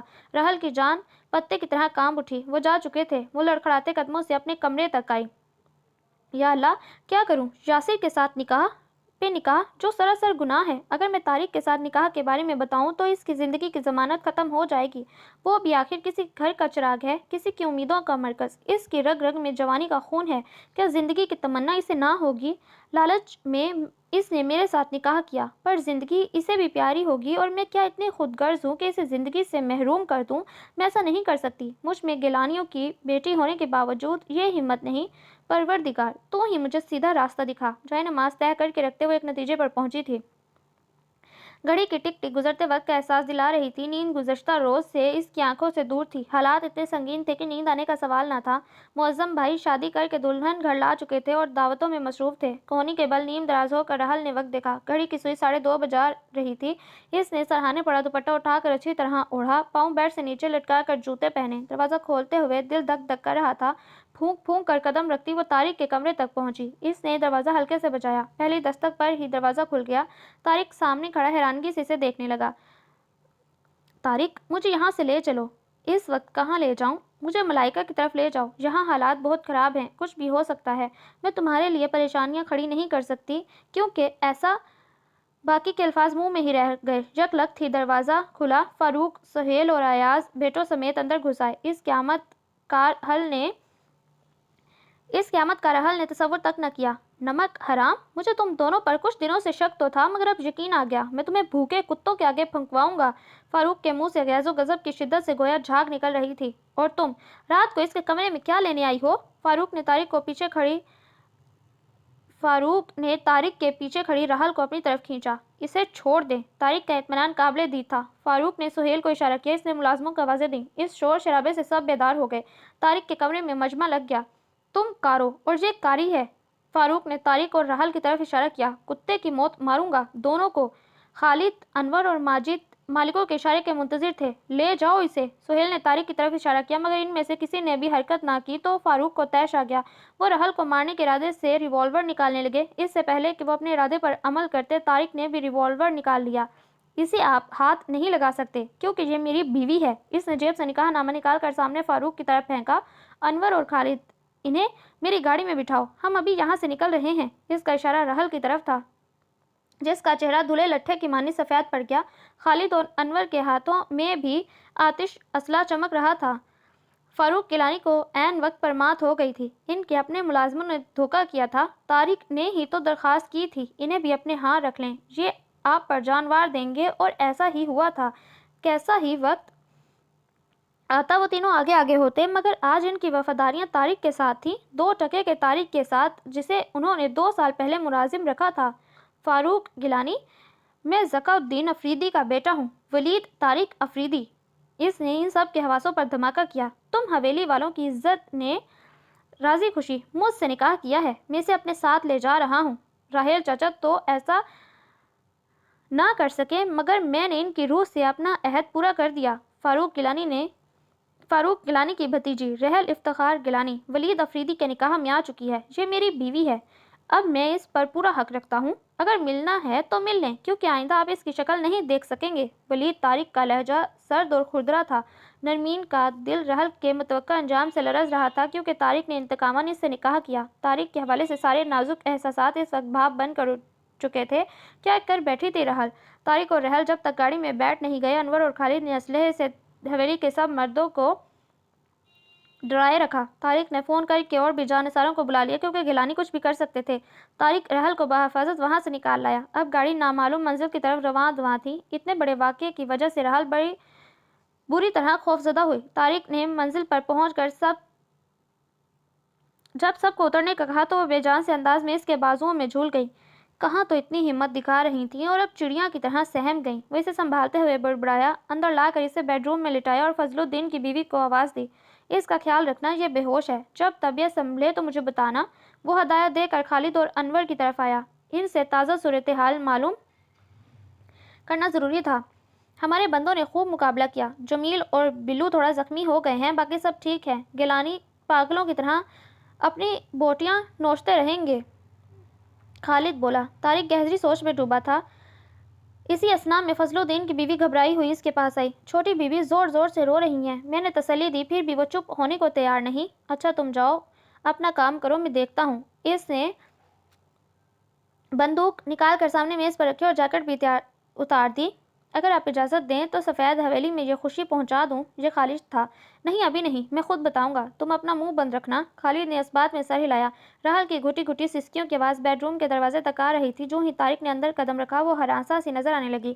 طارق کا وحشت سے بھرپور انداز اس نے رات کو دیکھا تھا، ورنہ اس کے رویے سے اس کی شخصیت کے جارحانہ پہلو کا کبھی اظہار نہ ہوا۔ خوش فہمیوں کے جو محل اس نے تعمیر کیے تھے، رات ایک جھٹکے میں زمین بوس ہو گئے۔ وہ اسے ایک معمولی ملازم سمجھی تھی، مگر وہ کیا نکلا؟ اسے اپنا انجام بھی نظر آ رہا تھا، کیونکہ طارق نے مروت نہیں برتنی تھی، کیونکہ دونوں فریقین آنکھ کے بدلے آنکھ، جان کے بدلے جان اور موت کے بدلے موت کے قائل تھے۔ اب کیا مصیبت ہے؟ وہاں سے آپ کی فرمائش پر آپ کو لایا ہوں۔ آتے ہی رونا دھونا مچا دیا۔ مانا کہ لڑکیاں اپنی رخصتی پر روتی ہیں، مگر اتنا زیادہ روتی ہیں، یہ نہیں پتا تھا۔ طارق کے الفاظ عام سہی، مگر لہجہ عام نہ تھا۔ لہجے سے ہی خنجر اپنی چمک دکھا رہے تھے۔ یہ میرا بیڈ روم ہے، میں سخت تھکا ہوا ہوں۔ آپ نذیرہ سے کہیں وہ آپ کو دوسرا کمرہ دکھا دیں، میں آپ سے بعد میں بات کروں گا۔ وہ جوتے اتار رہا تھا۔ اس کے لیے گویا سب کچھ نارمل روٹین کا حصہ تھا۔ رات والے واقعے کو چند گھنٹے ہی تو ہوئے تھے گزرے، پر طارق پر تو اس کا کوئی اثر ہی نہ تھا۔ وہ خوش اور نازاں تھا۔ خوش کیوں نہ ہوتا؟ آج اتنے برس بعد بدلہ جو لے لیا تھا۔ شام 4 بجے کے قریب اس کی آنکھ کھلی تو بھرپور نیند کے بعد وہ تازہ دم تھا۔ پہلے بابا جان کو فون کر کے سارے واقعات گوش گزار کیے۔ تم فوراً واپس آؤ، انہوں نے اس سے کہا۔ بابا جان فی الحال آپ تھوڑا انتظار کریں۔ نہیں، انتظار کی تاب نہیں، جتنا جلدی ہو سکے آؤ، وہاں تم محفوظ نہیں۔ بابا جان آپ فکر نہ کریں، میں کوئی ایسے ہی نہیں بیٹھا۔ ٹھیک ہے، پھر بھی احتیاط کرو۔ انہوں نے فون بند کرتے ہوئے پھر سے یاد دہانی کرائی تو اس نے باہر نکل کر نذیرہ کو آواز دی۔ جی چھوٹے مالک۔ وہ اس کی آواز سن کر باورچی خانے سے نکلی۔ رحل کو میرے پاس بھیجو۔ نذیرہ نے اس کا حکم رحل تک پہنچایا۔ وہ شاور لے کر ابھی ابھی باتھ روم سے نکلی تھی، جسم پر کل والے کپڑے تھے۔ کیسا وقت آ گیا! کل تک وہ اس کے حکم کی تعمیل کے اس کے پاس آتا اور آج وہ اس کے اشارے کی منتظر تھی۔ قدرت کے ستم ظریفی پر اسے ہنسی آ گئی۔ وہ گیلے بالوں میں کنگھی کر رہی تھی جب پورچ میں گاڑی رکنے کی آواز آئی۔ اس نے گلاس ونڈو سے جھانکا۔ ریڈ ہونٹا سے وہی ہوٹل والی حسینہ جسے رحل نے سوئمنگ پول کے پاس طارق کے ساتھ دیکھا تھا نکل رہی تھی۔ خوبصورت لڑکیاں اس نے بہت ساری دیکھی تھیں، مگر اس کی دلکشی غضب کی تھی۔ تب بھی وہ رحل کے ذہن کے گوشوں میں محفوظ تھی۔ نہ جانے یہ اس کی کیا لگتی ہے، شاید کوئی دوست، یا پھر قیاس کرتے کرتے وہ رک گئی۔ اب وہ جائے نہ جائے، ہاں اور نہ کی کیفیت میں لٹک رہی تھی۔ نذیرہ نے دوبارہ طارق کا پیغام پہنچایا تو وہ ڈرائنگ روم کا رخ اسے کرنا ہی پڑا۔ صوفے پر طارق اور وہ لڑکی آس پاس بیٹھے تھے۔ اس نے باہر دروازے سے جھانک کر اندر جانے کا ارادہ ملتوی کیا۔ اس کے بعد وہ لاشعوری طور پر بلاوے کی منتظر رہی، پر مایوس ہوئی۔ وہ واپس آ گئی۔ نذیرہ نے اسے یوں ہی چکر کاٹتے دیکھا تو چائے کا پوچھ بیٹھی۔ اس نے نفی میں سر ہلایا۔ وہ لڑکی 1.5-2 گھنٹوں بعد رخصت ہوئی۔ تب طارق کو پھر رحل یاد آئی۔ نذیرہ، رحل کہاں ہے؟ اس نے ادھر ادھر دیکھا مگر وہ کہیں نظر نہ آئی۔ اپنے کمرے میں۔ اسے فوراً میرے پاس بھیجو، میں انتظار کر رہا ہوں، وہ قطعیت سے کہتا وہاں سے ہٹ گیا۔ رحل نے ہچکچاتے ہوئے کمرے کے دروازے پر دستک دی تو وہ اندر سے آواز آئی، آ جائیں، کھلا ہوا ہے۔ وہ چھوٹے چھوٹے قدم اٹھاتی آگے بڑھی۔ وہ صوفے پر بیٹھا ریموٹ کنٹرول تھامے چینل سرچنگ میں مصروف تھا۔ میرا پہلا پیغام کس وقت ملا تھا؟ پتہ نہیں، اس نے طنز کیا تھا یا پوچھا تھا۔ وہ چپ رہی۔ میں نے کچھ پوچھا ہے؟ اب کی بار وہ رعب سے بولا تو وہ گود میں رکھے اپنے ہاتھوں کو غور سے دیکھنے لگی۔ طارق کو نہ جانے کیوں ہنسی آ گئی۔ اب تو منہ میں زبان نہیں ہے۔ خیر، سفید حویلی چلنے کی تیاری کریں، آپ کی سسرال ہے، وہ لوگ نئی دلہن کا شدت سے انتظار کر رہے ہیں۔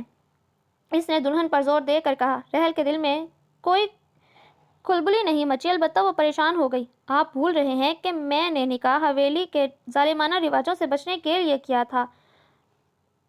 وہ اب جب وہ لوگ نہیں رہے تو مجھے یہ نکاح نہیں رکھنا۔ آپ کس دنیا میں رہتی ہیں؟ میں ولید افریدی ہوں، جہاں دشمنی کی پرورش اولاد کی طرح کی جاتی ہے۔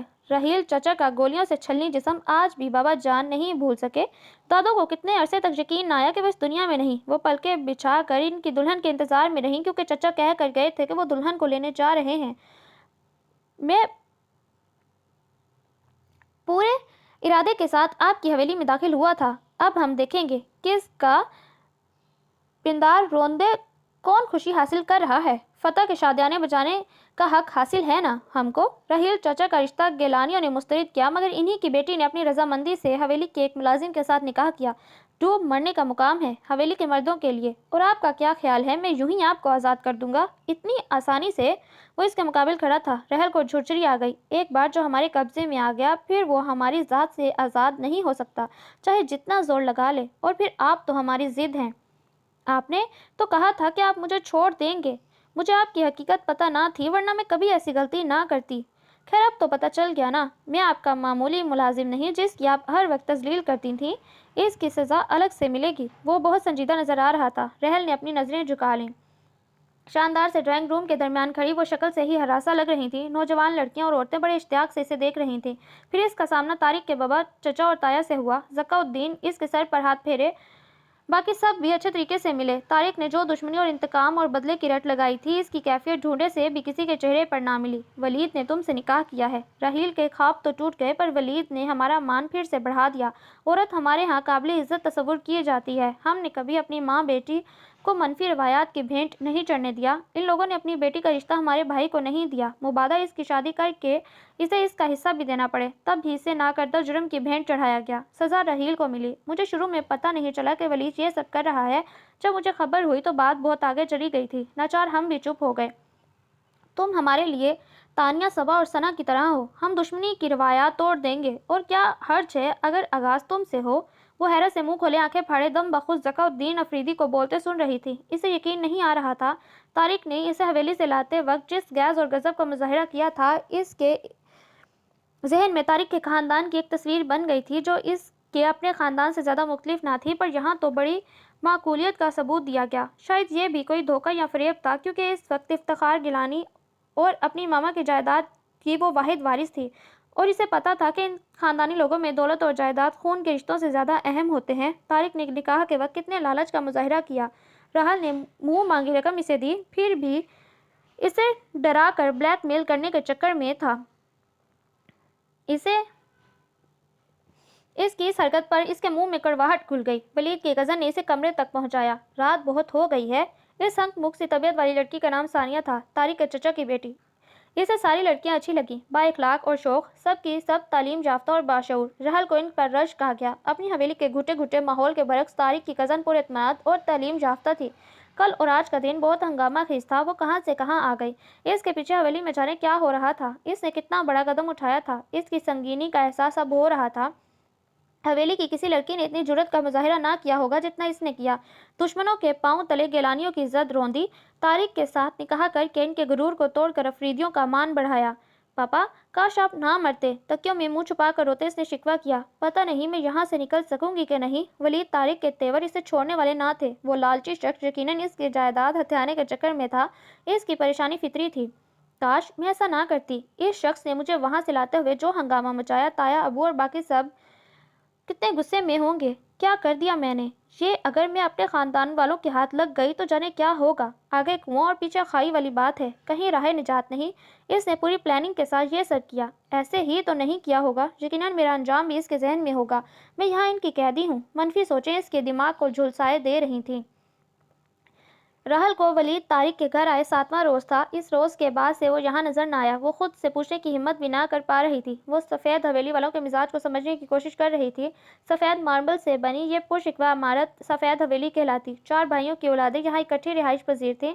مزاج سب کے سلجھے لگتے، لیکن در پردہ مکین اپنی خاندانی عظمت کے نشے میں چور بھی تھے۔ وہ میرے ہاتھ لگ جائے تو بوٹیاں کر کے چیل کووں کے ہاتھوں کھلاؤں۔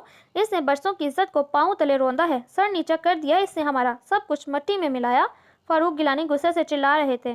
تایا ابو، زیادتی ہماری بھی تو ہے۔ رحل پڑھی لکھی ہے، یاسر اور اس کا جوڑ نہیں۔ یہ آسمہ تھی جو بولی تو سب حیرت سے اسے دیکھے گئے۔ ماں نے لاکھ تنبیہ کی پر وہ خاموش نہ ہوئی۔ جبر کی حد نہیں ہوتی، پر کہیں نہ کہیں اسے رکنا تو پڑتا ہے، اور رحل کا یہ قدم اس کا منہ بولتا ثبوت ہے۔ وہ بے خوفی سے بولی تو فاروق اسے دیکھنے لگے۔ ان کا سارا غرور پانی بن کر بہہ چکا تھا۔ آج رحل نے آواز اٹھائی تھی، کل کوئی اور لڑکی بھی اس کے نقش قدم پر چل سکتی تھی۔ اس نے تو سارا منصوبہ ہی چوپٹ کر دیا۔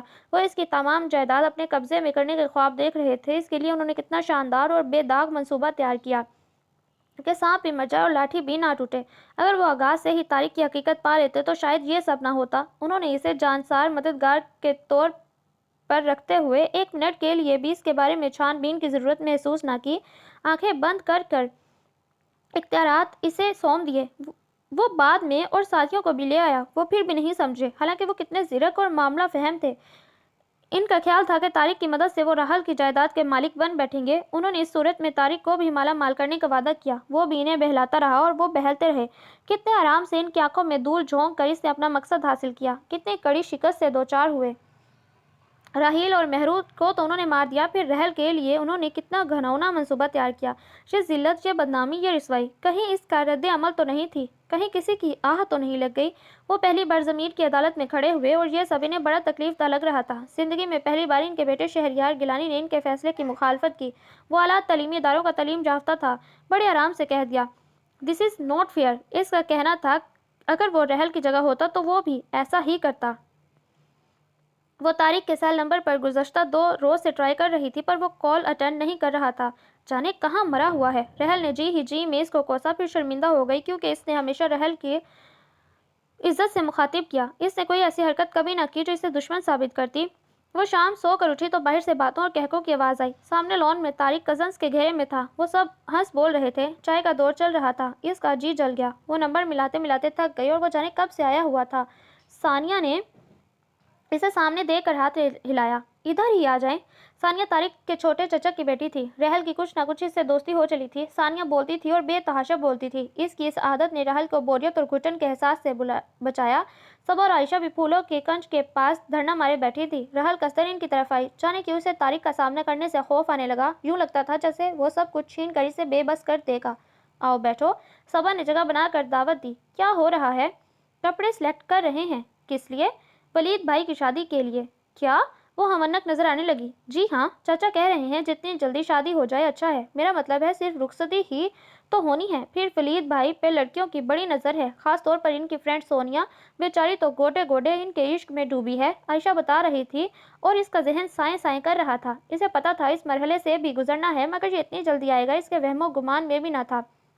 آئندہ آنے والے 2 دنوں میں گھر میں شادی والی گہما گہمی نظر آئی۔ خریداری عروج پر تھی۔ وہ سخت پریشان تھی۔ آخر ہمت کر کے طارق کی امی، جو عرف عام میں چھوٹی بیگم کہلاتی، ان سے کہہ دیا، "میں ابھی ذہنی طور پر تیار نہیں ہوں"۔ کہتے کہتے اس کی آنکھوں سے آنسو بھی نکل پڑے۔ کیوں بیٹا، تم کیوں رو رہی ہو؟ ولید نے تو مجھے بتایا تھا کہ تم اور وہ ایک دوسرے کو بے پناہ چاہتے ہو، اس لیے تو اس نے یہ خطرناک قدم اٹھایا جس کی وجہ سے دو خاندانوں کے مابین دشمنی کی خلیج اور بھی وسیع ہوئی۔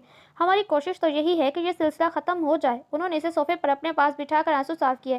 راحل کے لیے یہ اطلاع نہیں تھی کہ وہ اور ولید ایک دوسرے کو چاہتے ہیں۔ جانے اس نے کیا کیا کہانیاں سنا رکھی تھیں، کیا سچ جھوٹ بولے تھے۔ بڑے کوشش کر رہے ہیں صلح صفائی کی، ایک جرگہ کل جائے گا حویلی میں، دعا کرو صلح ہو جائے۔ بلکہ ولید کہہ رہا تھا اگر صلح ہو گئی تو تمہارے تایا کی بیٹی کا رشتہ مانگ لیں گے، اس کے لیے اسی نے سب کو مجبور کیا ہے، اور میرے خیال میں اس کی تجویز کافی اچھی ہے، بس اس نے جو یہ قدم اٹھایا ہے وہ ذرا گڑبڑ ہے، اس کی وجہ سے مسائل پیدا ہو رہے ہیں۔ اور تم نہ رو، ولید نے روتے دیکھا تو پریشان ہوگا۔ اتنے دن ہو گئے ہیں ہم نے تمہیں کوئی تکلیف دی؟ انہوں نے پیار سے کہا۔ ہم نے تو دلوں کی کدورتیں مٹا کے تمہیں اپنا مانا ہے، اور یہ بڑی بات ہے، ورنہ نسل در نسل دشمنی کے سلسلے میں ایک عورت کی جو درگت بنائی جاتی ہے، اس سے تم تو واقف ہوگی۔ راحل میں چاہتی ہوں عورت کا استحصال ختم ہو جائے، اور اس کا آغاز تم سے ہوگا۔ تم مضبوط بنو، اوپر والا سب بہتر کرے گا۔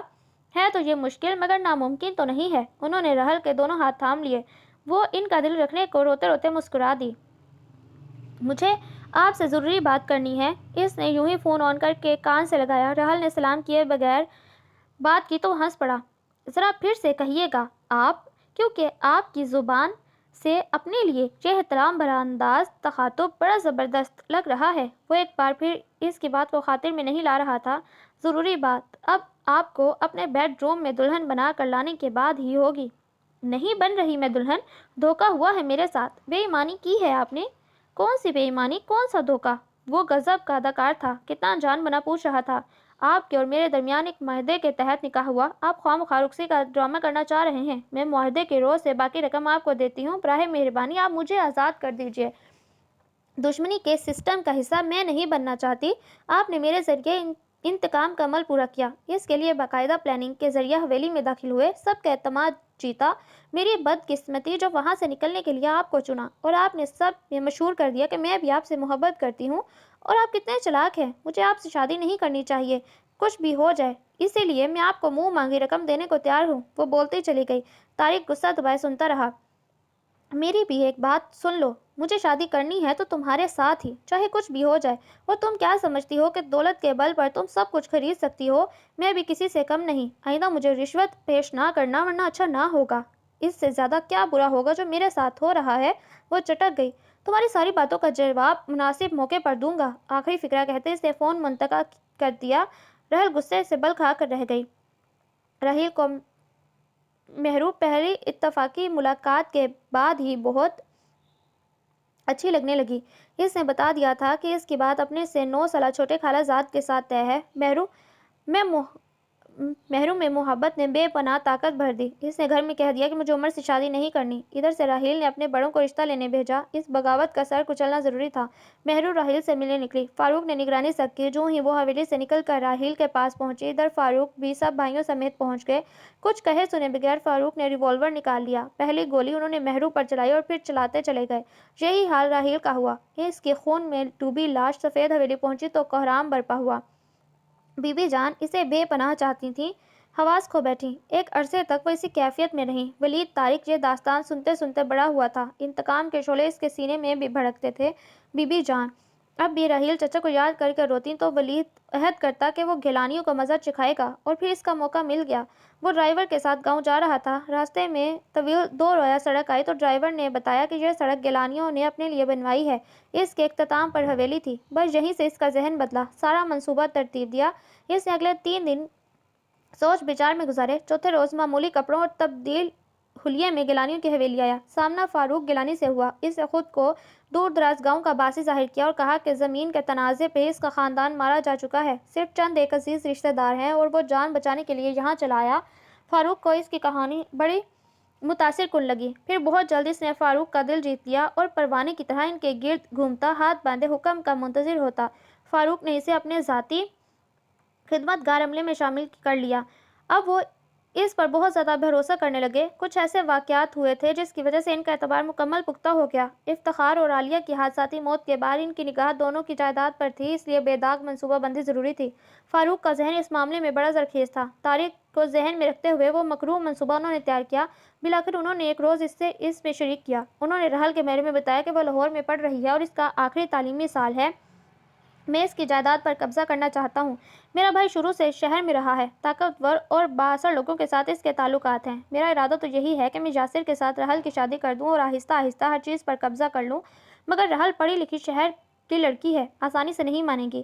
یہ بات دور تک پھیل جائے گی اور ہماری بدنامی ہوگی۔ میں چاہتا ہوں تم اس میں دلچسپی کا اظہار کرو۔ اس کا موقع تمہیں میں دوں گا۔ تم جوان ہو، خوبصورت ہو، کوئی بھی لڑکی بڑی آسانی سے تم سے متاثر ہو سکتی ہے۔ رحل کو متاثر کرنا، شیشے میں اتارنا تمہارا کام ہے۔ پھر اسے شادی پر تیار کرو۔ میں ایسے حالات پیدا کروں گا کہ تم جو ہی اس سے شادی کا کہو گے وہ تمہارے ساتھ حویلی سے بھاگنے کے لیے راضی ہو جائے گی۔ اس وقت تم مجھے بتا دینا، وہیں پہ کاری کر کر اسے مار دیا جائے گا۔ تم بھاگ جانا، میرا آدمی تمہارے پاس آئے گا اور اتنا کچھ تمہیں دے گا کہ ساری عمر آرام سے بیٹھ کر کھاتے رہو گے تو ختم نہ ہوگا۔ طارق کے دل اور دماغ میں ہلچل مچی، پر چہرے سے دلی کیفیت اس نے عیاں نہ ہونے دی۔ جس موقع کی تلاش میں تھا وہ خود ہی فاروق فراہم کر رہا تھا۔ ادھر نرمین اس سے آنے بہانے بات کرنے کے موقع ڈھونڈتی رہتی تھی اور وہ ٹال دیتا۔ پھر رحل سے سامنا ہوا، وہ بہانے سے ٹکراتا رہا۔ وہ لاہور گئی تو فاروق نے اسے بھیج دیا۔ پھر توقع کے عین مطابق فاروق گیلانی نے ایسے حالات پیدا کیے کہ رحل نے اس سے کہہ دیا، مجھ سے عارضی شادی کر لو۔ نکاح سے پہلے اس کے ذہن میں رحل کے لیے کچھ خاص جذبات نہ تھے، پر جب اس نے نکاح کا کہا تو دل چاہا سیدھا اسے سفید حویلی لے جائے اور سب کو کہے۔ آج اس نے بدلہ لے لیا۔ اس نے ہر ممکن طریقے سے رحل کو متاثر کرنے کی کوشش کی، پر وہ جانے کس مٹی کی بنی تھی کہ طارق کی مردانہ وجاہت کا جادو اثر انداز نہ ہوا۔ فاروق گیلانی کو تو وہ رپورٹ دیتا رہتا، نتائج کچھ ایسے بھی حوصلہ افزا تھے۔ اس نے خود کو رحل کے اندازوں سے بھی بڑھ کر لالچی ثابت کیا۔ نکاح کے روز اس کی مطلوبہ رقم رحل نے اس کے حوالے کی۔ نکاح کے بعد طارق کے خیال میں رحل کے حوالے سے جو تبدیلی آئی وہ خود اس کے لیے پریشان کن تھی۔ وہ چاہنے کے باوجود فاروق گیلانی کو نکاح کے بارے میں نہ بتا سکا۔ اب رحل کے بارے میں وہ فاروق گیلانی کو جھوٹ ہی بتاتا۔ ایک گھر میں رہتے ہوئے وہ اس کے بارے میں نہ سوچے، یہ ممکن نہ تھا۔ ادھر رحل وقتاً فوقتاً اسے یہ باور کروانا نہ بھولتی کہ یہ رشتہ عارضی نوعیت کا ہے اور وہ ایک دوسرے پر کوئی حق نہ رکھتے ہیں۔ بس یہیں سے طارق پر انکشاف ہوا کہ وہ رحل سے سچ مچ محبت کرنے لگا ہے۔ زمانے کی آلودگیوں اور چالاکیوں سے نہ آشنا وہ سادہ سی لڑکی جانے کب اور کیسے اس کے دل پر دھڑلے سے براجمان ہو گئی۔ وہ دن بدن اس کے سحر میں مبتلا ہوتا جا رہا تھا۔ اس نے خود سے عہد کیا کہ رحل کو فاروق گیلانی کے مذموم ارادوں کا شکار نہیں ہونے دے گا۔ پھر بھی دل کی بات زبان پر آ جاتی، جذبات آنکھوں سے عیاں ہوتے تو وہ سہمی ہوئی ہرنی کی طرح بدک بدک جاتی، اس سے بچنے کی کوشش کرتی۔ اور پھر فاروق گیلانی کی گندی فطرت نے تو ایک روز حد پار کر دی۔ رات کے 2:30 بجے رحل کو فون کر کے جگایا اور بولا کہ وہ ان کا فون ریسیو نہیں کر رہا، اسے جا کر اٹھا دیں۔ ان کے منصوبے سے لا علم وہ طارق کے بیڈ روم تک آئی۔ اس روز اتفاق ہی تھا کہ اس نے دروازہ لاک نہ کیا۔ فاروق گیلانی نے طارق کو فون کر کے بتا دیا کہ رحل تمہاری طرف آ رہی ہے، اس کا غرور پامال کر دو۔ رشتوں کی اس بے حسی پر اس کا خون کھول گیا۔ چند لمحوں کے لیے وہ انسانی جذباتی کمزوری کا شکار ضرور ہوا، لیکن پھر رحل کی عزت کا احساس ہر چیز پر غالب آ گیا۔ بہت جلدی اس نے خود کو سنبھال لیا اور فاروق گیلانی کو رپورٹ دی کہ رحل باہر سے ہی دروازہ بجا کر چلی گئی۔ پہلی بار انہوں نے اس پر غصے اور ناراضگی کا اظہار کیا۔ کیسے مرد ہو تم؟ ابھی تک تم سے ایک لڑکی بھی زیر نہیں ہوئی۔ تم ذہن سے یہ نکال دو کہ وہ مالکوں کی بیٹی ہے۔ تمہارا یہی احساس کمتری کامیابی کی راہ میں رکاوٹ ہے۔ بھول جاؤ سب کچھ۔ پھر انہوں نے رحل کو حویلی بلوا کر یاسر سے شادی کا ڈرامہ رچایا۔ توقع کے عین مطابق وہ پریشان ہو کر اس کے پاس آئی۔ جب وہ اس کے کمرے تک آئی وہ سب بھائیوں سمیت وہاں آئے۔ ارادہ تو یہی تھا کہ مہرو کی طرح اسے بھی کاری کر کے مار دیں اور بڑے آرام سے اس کی ساری دولت کے مالک بن جائیں۔ سانپ بھی مر جائے گا اور لاٹھی بھی نہ ٹوٹے گی۔ ادھر طارق بھی کچا کام نہ کرنے والا تھا، اپنے کرندوں کو بلوا لیا، وہاں سے بحفاظت رحل کو نکال کر لے آیا۔ فاروق گیلانی کا سارا منصوبہ اس نے چوپٹ کیا۔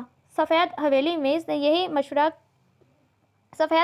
نے یہی مشہور کیا تھا کہ گیلانیوں کی بیٹی اس سے محبت کرنے لگی ہے اور وہ باقاعدہ منصوبے کے تحت اسے شادی کر لائے گا۔ ذکا الدین افریدی بہت خوش ہوئے۔ رحل کی پلاننگ والا قصہ نکال کے ولید طارق نے انہیں سب کچھ بتا دیا۔ طارق سچ مچ رحل سے محبت کرنے لگا تھا، مگر وہ بار بار اسے یہ بتانا نہ بھولتی کہ ان کا رشتہ مضبوط نہیں ہے۔ وہ اسے بے ایمان اور لالچی سمجھتی تھی۔ وہ تو سوچ رہا تھا کہ دشمنی کی اس خلیج کو پاٹنے کی کوشش کرے گا۔ رحل کے حوالے سے وہ فاروق گیلانی کا رازدار تھا، اسے پوری امید تھی کہ اس کی کوشش رائگاں نہ جائے گی۔ وہ اپنے تایا کے ارادوں سے لا علم اسے ہی غلط ذہنیت کا حامل سمجھ رہی تھی۔ اب بہت ضروری تھا اسے فاروق گیلانی کے منصوبے منصوبے کے بارے میں صاف صاف بتا دیتا۔ گھر میں شادی کی تیاریاں ہو رہی تھیں۔ ایسے حالات میں وہ حالات کی سنگینی کے باوجود علیحدگی کا تقاضا کر رہی تھی۔ اس کی چاہت کو مٹی میں رول رہی تھی۔ کیا وہ اسے خود سے دور کر سکے گا؟ اس کی فرمائش پوری کر سکے گا؟ شاید نہیں۔ وہ اتنا باہمت نہیں تھا، اس لیے اسے راحل کو سب کچھ بتانا پڑے گا تاکہ وہ سچ اور جھوٹ کا فیصلہ کرے۔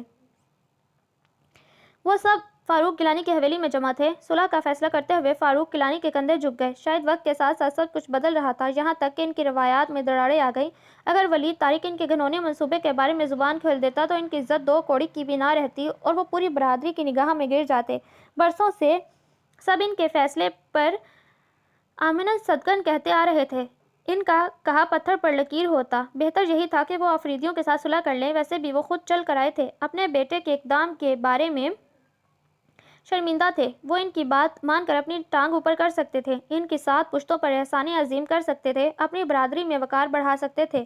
صلح سے ان کی طاقت میں اضافہ ہوتا۔ اب تو ان کی اپنی اولاد بھی یہی کہہ رہی تھی کہ صلح میں ہی عزت ہے۔ فاروق گیلانی ذکا الدین افریدی کے گلے لگے تو فضا گولیوں کی تڑتڑاہٹ سے گونج اٹھی، جو اس بات کا اظہار تھی کہ صلح ہو گئی ہے۔ رحل کو بھی پتہ چل گیا کہ صلح ہو گئی۔ دوسری خوشی کی خبر نرمین کے رشتے کے بارے میں تھی۔ ولید طارق کے تایا کے بیٹے شاہ نواز کے لیے نرمین کا پروپوزل بھجوایا گیا۔ معظم بہت خوش ہوا۔ بہن کی اجڑی خزاں زندگی پر بہار دستک دے رہی تھی۔ اس نے بابا جان کو دلائل دے کر راضی کیا۔ لڑکا بہت اچھا ہے، نرمین کے لیے ہر لحاظ سے بہتر۔ ویسے بھی اپنے خاندان میں تو کوئی نہیں کرے گا، کیونکہ روایات جو چلی آ رہی ہیں، ایک بار جس لڑکی کے نام کے ساتھ مرد کا نام وابستہ ہو جائے تو پھر وہ رہتی ہے چاہے وہ مر کیوں نہ جائے۔ یہ روایت صرف ہماری عورتوں کے لیے کیوں ہے؟ خاندان میں ویسے بھی میری بہن کی نحوست مشہور ہے۔ اگر آپ اس کی شادی کے لیے راضی بھی ہوں گے تو کون کرے گا اس سے شادی؟ کوئی بھی نہیں۔ اس سے بہتر ہے کہ ہم اسے مار دیتے، یوں جیتے جی زندہ لاش تو نہ بناتے۔ اگر رحل کا رشتہ افریدی خاندان میں ہو سکتا ہے تو نرمین کا کیوں نہیں؟ شاہ نواز ڈاکٹر ہے، نرمین کا تقریباً ہم عمر۔ میں نہیں سمجھتا کہ اس میں کوئی برائی ہے۔ اگر اب بھی ہم نہ سمجھے تو کوئی اور رحل پیدا ہو جائے گی اور پھر کسی ولید طارق سے مدد مانگے گی اور دشمنی کا یہ سلسلہ چلتا رہے گا۔ اس لیے خوشی کی بات ہونی چاہیے کہ آپ کے جیتے جی نرمین کا گھر بس جائے۔ میری رائے تو یہی ہے کہ ہاں کر دی جائے۔ معظم کا لہجہ کھردرا اور دو ٹوک تھا۔ وہ کمزور سے پڑ گئے۔ سفید حویلی سے عورتیں اور مرد رسم کرنے آئے تھے۔ نرمین کی تصویر بھی شاہ نواز کو دکھانے کے لیے دی گئی۔ وہ ایک معتدل روشن خیال سلجھا ہوا نوجوان تھا۔ ویسے بھی بات دشمنی ختم کرنے کی تھی۔ اس نے بخوشی رضامندی دے دی۔ ولید طارق نے نرمین کی بہت تعریف کی، جس سے اس کا اشتیاق دو چند ہوا۔ حویلی میں قیام کے دوران طارق نے یہ بات شدت سے محسوس کی کہ نرمین کسی نجات دہندہ کے انتظار میں ہے۔ یہ انتظار ایسا ہوتا ہے کہ انسان ہر آنے والے کو مضبوط سہارا تصور کرتا ہے۔ ایسا ہی اس کے ساتھ ہوا۔ وہ امنگوں بھرا دل رکھتی تھی۔ طارق نے اسے صاف لفظوں میں باور کروایا تھا کہ وہ اس کے لیے نجات دہندہ نہیں ہے۔ شکر ہے کہ وہ سمجھ گئی۔ اب وہ خوش تھا کیونکہ شاہ نواز بہت پرخلوص انسان تھا۔ کوئی بھی لڑکی اس کی رفاقت پر فخر محسوس کر سکتی تھی۔ اب طارق اور شاہ نواز کی شادی ایک ساتھ ہونا قرار پائی۔ رحل کل واپس جا رہی تھی۔ اسے اپنے آبائی گھر سے رخصت ہو کر جہاں آنا تھا۔ ٹی وی لاؤنج میں وہ سب جمع تھے۔ ہنسی مذاق چل رہا تھا۔ طارق ان کے درمیان ابھی آیا۔ باہر کا موسم بڑا دلکش اور خوبصورت تھا۔ رحل صبا کی کسی بات پر بے ساختہ کھلکھلائی تو طارق نے بڑے غور سے اسے دیکھا، جس پر اس کی ہنسی کو بریک لگ گئے، ہونٹ پہلے کی طرح جڑ گئے اور وہ پھر سنجیدہ اور خفگی کی تصویر نظر آنے لگی۔ ولید بھائی، رحل کر جا رہی ہے۔ ثانیہ نے اسے چھیڑا۔ وہ تب سا گیا۔ میں کیا کروں؟ روک لو۔ رحل نے شکوہ کناں نگاہوں سے اسے دیکھا، گویا کہہ رہی ہو تمہیں کوئی پرواہ نہیں، تم تو بڑی محبت کے دعوے کر رہے تھے۔ اب یہ 15 دن بعد آئیں گی، شاہ نواز بھائی کی دلہن کے ساتھ۔ صبا نے 15 دن پر زور دیتے کہا تو رحل اٹھ کر باہر آ گئی، کیونکہ سب اسے شرارتی نگاہوں سے دیکھنے لگے۔ ان کا ارادہ یقیناً اس کا ریکارڈ لگانے کا بھی ہوگا۔ اس نے دبی دبی مسکراہٹوں سے بھانپ لیا تھا۔ آپ دونوں کے بیچ جانے کیا ہے؟ مجھے سمجھ نہیں آتا۔ رحل اکھڑی اکھڑی اور بیزار ہے۔ صبا کچھ گلوانا چاہتی تھی۔ مجھے تو لگتا ہے ایسا سونیا کی وجہ سے ہے۔ ثانیہ دور کی کوڑی لائی۔ ارے نہیں، وہ صرف میری اچھی دوست ہے۔ میں نے اسے دوست سے زیادہ کچھ نہیں سمجھا۔ اس نے جیسے جان چھڑوائی۔ رات کو کھانے کی میز پر بھی رحل خاموش سی تھی۔ خاص طور پر طارق نے اس کی کیفیت کو واضح طور پر محسوس کیا۔ وہ بہت اکھڑی اکھڑی سی لگ رہی تھی۔ بڑوں کے فیصلے کے بعد 15 دن کے وقفے سے طارق اور شاہ نواز کے بارات جانی تھی، اس لیے کل رحل جا رہی تھی۔ اندر سے وہ خوف زدہ تھی کہ کیا ہوگا، مگر سب نے یقین دلایا کہ ناراضگیوں کے بادل چھٹ گئے ہیں، کوئی تمہیں کچھ نہیں کہے گا۔ اس کا واضح ثبوت سہیل چچا اور معظم بھائی کی فون کال تھی۔ اس کے دل کو بھی حوصلہ ہوا۔ بس یہ ولید طارق کا حالیہ رویہ جس کی وجہ سے وہ الجھی تھی۔ اس نے روبرو آ کر کوئی بات نہ کی تھی، کچھ بھی تو نہیں کہتا تھا۔ وہ یہاں لا کر جیسے اسے بھول گیا۔ وہ لاشعوری طور پر اس کی توجہ کی عادی ہو چکی تھی۔ سفید حویلی آنے کے بعد سے اس کا دل بارہا ڈوبا تھا۔ اس نے اپنے دل کو ٹٹولا۔ نکاح سے لے کر اب تک کے جو واقعات ہوئے، اس نے سب کا ایمانداری سے تجزیہ کیا۔ اس نے نکاح کے وقت سوچا تک نہ تھا کہ وہ ولید طارق کے بارے میں اس طرح سوچے گی اور پھر سچ مچ اس کے سحر میں مبتلا ہو جائے گی۔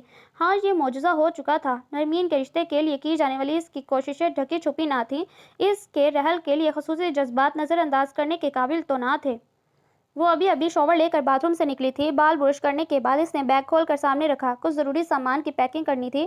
الماری کھول کر اس نے ہینگ کیے سوٹ باہر نکالے۔ اتنے میں دروازے پر دستک ہوئی۔ اس وقت کون ہو سکتا ہے؟ اس نے اندازہ لگاتے دروازہ کھولا۔ سامنے ولید طارق تھا۔ رحل کی حیرت بھری نگاہ خود پر ٹکے دیکھ کر اس نے بمشکل اپنی بے ساختہ مسکراہٹ کا گلا گھونٹا۔ تیاری ہو رہی ہے جانے کی؟ بڑی خوش لگ رہی ہیں۔ اس نے رحل کو چھیڑا۔ وہ مصروف نظر آنے کی کوشش کر رہی تھی۔ طارق نے اس کی آنکھوں میں آنسوؤں کی جھلمل دیکھی۔ جانے اسے کیا ہوا کہ دروازہ کھول کر باہر نکل گئی۔ وہ سر پر ہاتھ پھیر کر رہ گیا۔ باہر نکل کر اس نے ادھر ادھر دیکھا۔ اس وقت کمرے سے باہر وہ کہاں جا سکتی ہے؟ اس نے اندازہ لگانا چاہا۔ باہر بارش برس رہی تھی۔ وہ گول ستون کے ساتھ ٹیک لگائے یکٹک برستی بارش کو دیکھ رہی تھی۔ جانے کیوں بے نام سے دکھ کی لہر اسے بھگو گئی۔ کیا یہ نازک سی لڑکی ہمیشہ اس کی طرف سے دل میں کدورت رکھے گی؟ وہ شاید اسے کبھی اپنی محبت کا یقین نہیں دلا پائے گا۔ وہ آہستگی سے اس کے پیچھے آیا۔ آخر کون سا جرم سرزد ہوا ہے مجھ سے جو یوں آپ نیر بہا رہی ہیں؟ وہ یوں بدکی جیسے کرنٹ لگا ہو۔ اس کی نگاہوں کی بے یقینی ولید طارق کے دل کو انوکھے احساس سے دوچار کر گئی۔ اس نے رحل کے ہاتھ کو پکڑا اور طاقت سے کھینچتا ہوا اپنے بیڈ روم تک لایا۔ رحل نے مزاحمت کی کوشش کی جو حسب سابق کامیاب نہ ہوئی۔ دروازہ لاک تھا۔ وہ مڑ کر درازوں میں کچھ ڈھونڈنے لگا۔ واپس مڑا تو اس کے ہاتھ میں کچھ کاغذ دبے تھے جو اس نے رحل کے آگے پھینکے۔ وہ پہلی نگاہ میں پہچان گئی۔ یہ اسی کے سائن کیے ہوئے چیک تھے جو اس نے طارق کو عارضی نکاح کے عوض دیے۔ اس نے انہیں کیش نہیں کروایا تھا۔ اچھی طرح دیکھ لو، اتنی ہی رقم تھی نا؟ وہ تصدیق چاہ رہا تھا۔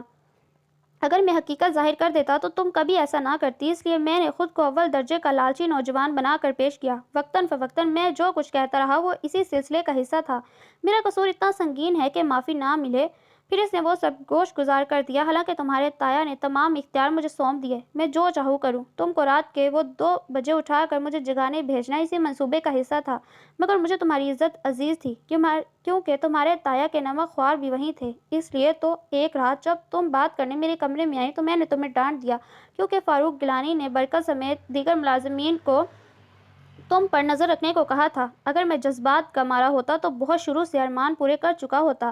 دل کے ہاتھوں مجبور ہو کر میں کچھ نہ کچھ کر دیتا جو تمہیں بلیک میلنگ لگتی تھی۔ باقی بات رہ گئی علیحدگی کی، تو میں ایسا کبھی نہیں کروں گا کیونکہ مجھے تم سے محبت ہے، سچی اور گہری۔ اس کا لہجہ صاف اور کھرا تھا۔ میں دعا کروں گا تمہیں بھی مجھ سے محبت ہو جائے۔ زندگی میں چند موقع ہی ایسے آئے تھے جب طارق نے اسے تم کہہ کر مخاطب کیا اور اسے بہت انوکھا احساس ہوا۔ اگر تمہاری جگہ کوئی اور لڑکی ہوتی تو خوشی سے پاگل ہو جاتی جو اسے اتنا چاہنے والا ملا۔ رحل اس کے ایک ایک لفظ کو پوری توجہ سے سن رہی تھی۔ جلتے دل پر جیسے شبنم کی فوار پڑی۔ ایسا واضح اقرار تو وہ سننے کی تمنا رکھتی تھی جو ولید طارق نے کبھی نہ کیا۔ آپ سے کس نے کہا کہ میں الگ ہونا چاہتی ہوں؟ وہ بولتے ہوئے دروازے کے پاس پہنچ گئی۔ اتنی دیر سے کیوں کہا یہ؟ وہ اس کے پاس آ رکا۔ اس لیے کہ اس سے پہلے آپ نے بھی تو کبھی اپنے جذبات کا ڈھنگ سے اظہار نہ کیا۔ وہ مسکرائی۔ اس کا ہاتھ ولید طارق کے ہاتھ میں دبا تھا۔ اسے تحفظ کا احساس دلا رہا تھا۔ بے ایمان لڑکی، نکاح کے بعد میں جو کچھ کہتا رہا وہ اظہار ہی تو تھا۔ اظہار سے زیادہ دھمکی کہیے۔ اس نے آہستگی سے ہاتھ چھڑوایا۔ خود تم نے ہی تو کہا تھا کہ ہمارا رشتہ عارضی ہے، اس لیے میں سب کچھ کہتا رہا کہ شاید تمہارے دل پر اثر ہو جائے۔ اس نے شوخ نگاہوں سے رحل کو تکتے ہوئے کہا جو باہر نکل رہی تھی۔ خیر ایک بار ہاتھ تو لگو، پھر دیکھنا۔ رحل نے پلٹ کر اسے دیکھا اور ہاتھ ہلاتی راہداری میں مڑ گئی بارش کو دیکھنے کے لیے۔ ولید طارق بھی اس کے پیچھے آیا۔ رحل پہلی والی جگہ کھڑی سرمستی کے عالم میں رم جھم برستی بارش سے لطف اندوز ہو رہی تھی۔ اگلی بارش اس سے زیادہ اچھی ہوگی۔ کیوں؟ اس لیے کہ تم ہمیشہ کے لیے میرے گھر آ جاؤ گی نا۔ ایک مطمئن اور آسودہ سی مسکراہٹ ولید طارق کے ہونٹوں پر چمکی۔ برسات کی خوبصورت اور البیلی رات تھی۔ اسے یقین تھا رحل کی ہمراہی میں بہت جلد ایسی بے شمار خوبصورت راتیں آنے والی ہیں۔ So listener, that was the end of today's novel. Hope that you like it. Do subscribe if you like. It is the only source of motivation for me. بہت جلد ملتی ہوں ایک نئے ناول کے ساتھ۔ تب تک اپنا بہت زیادہ خیال رکھیں، مجھے دعاؤں میں شامل رکھیں۔ اللہ حافظ۔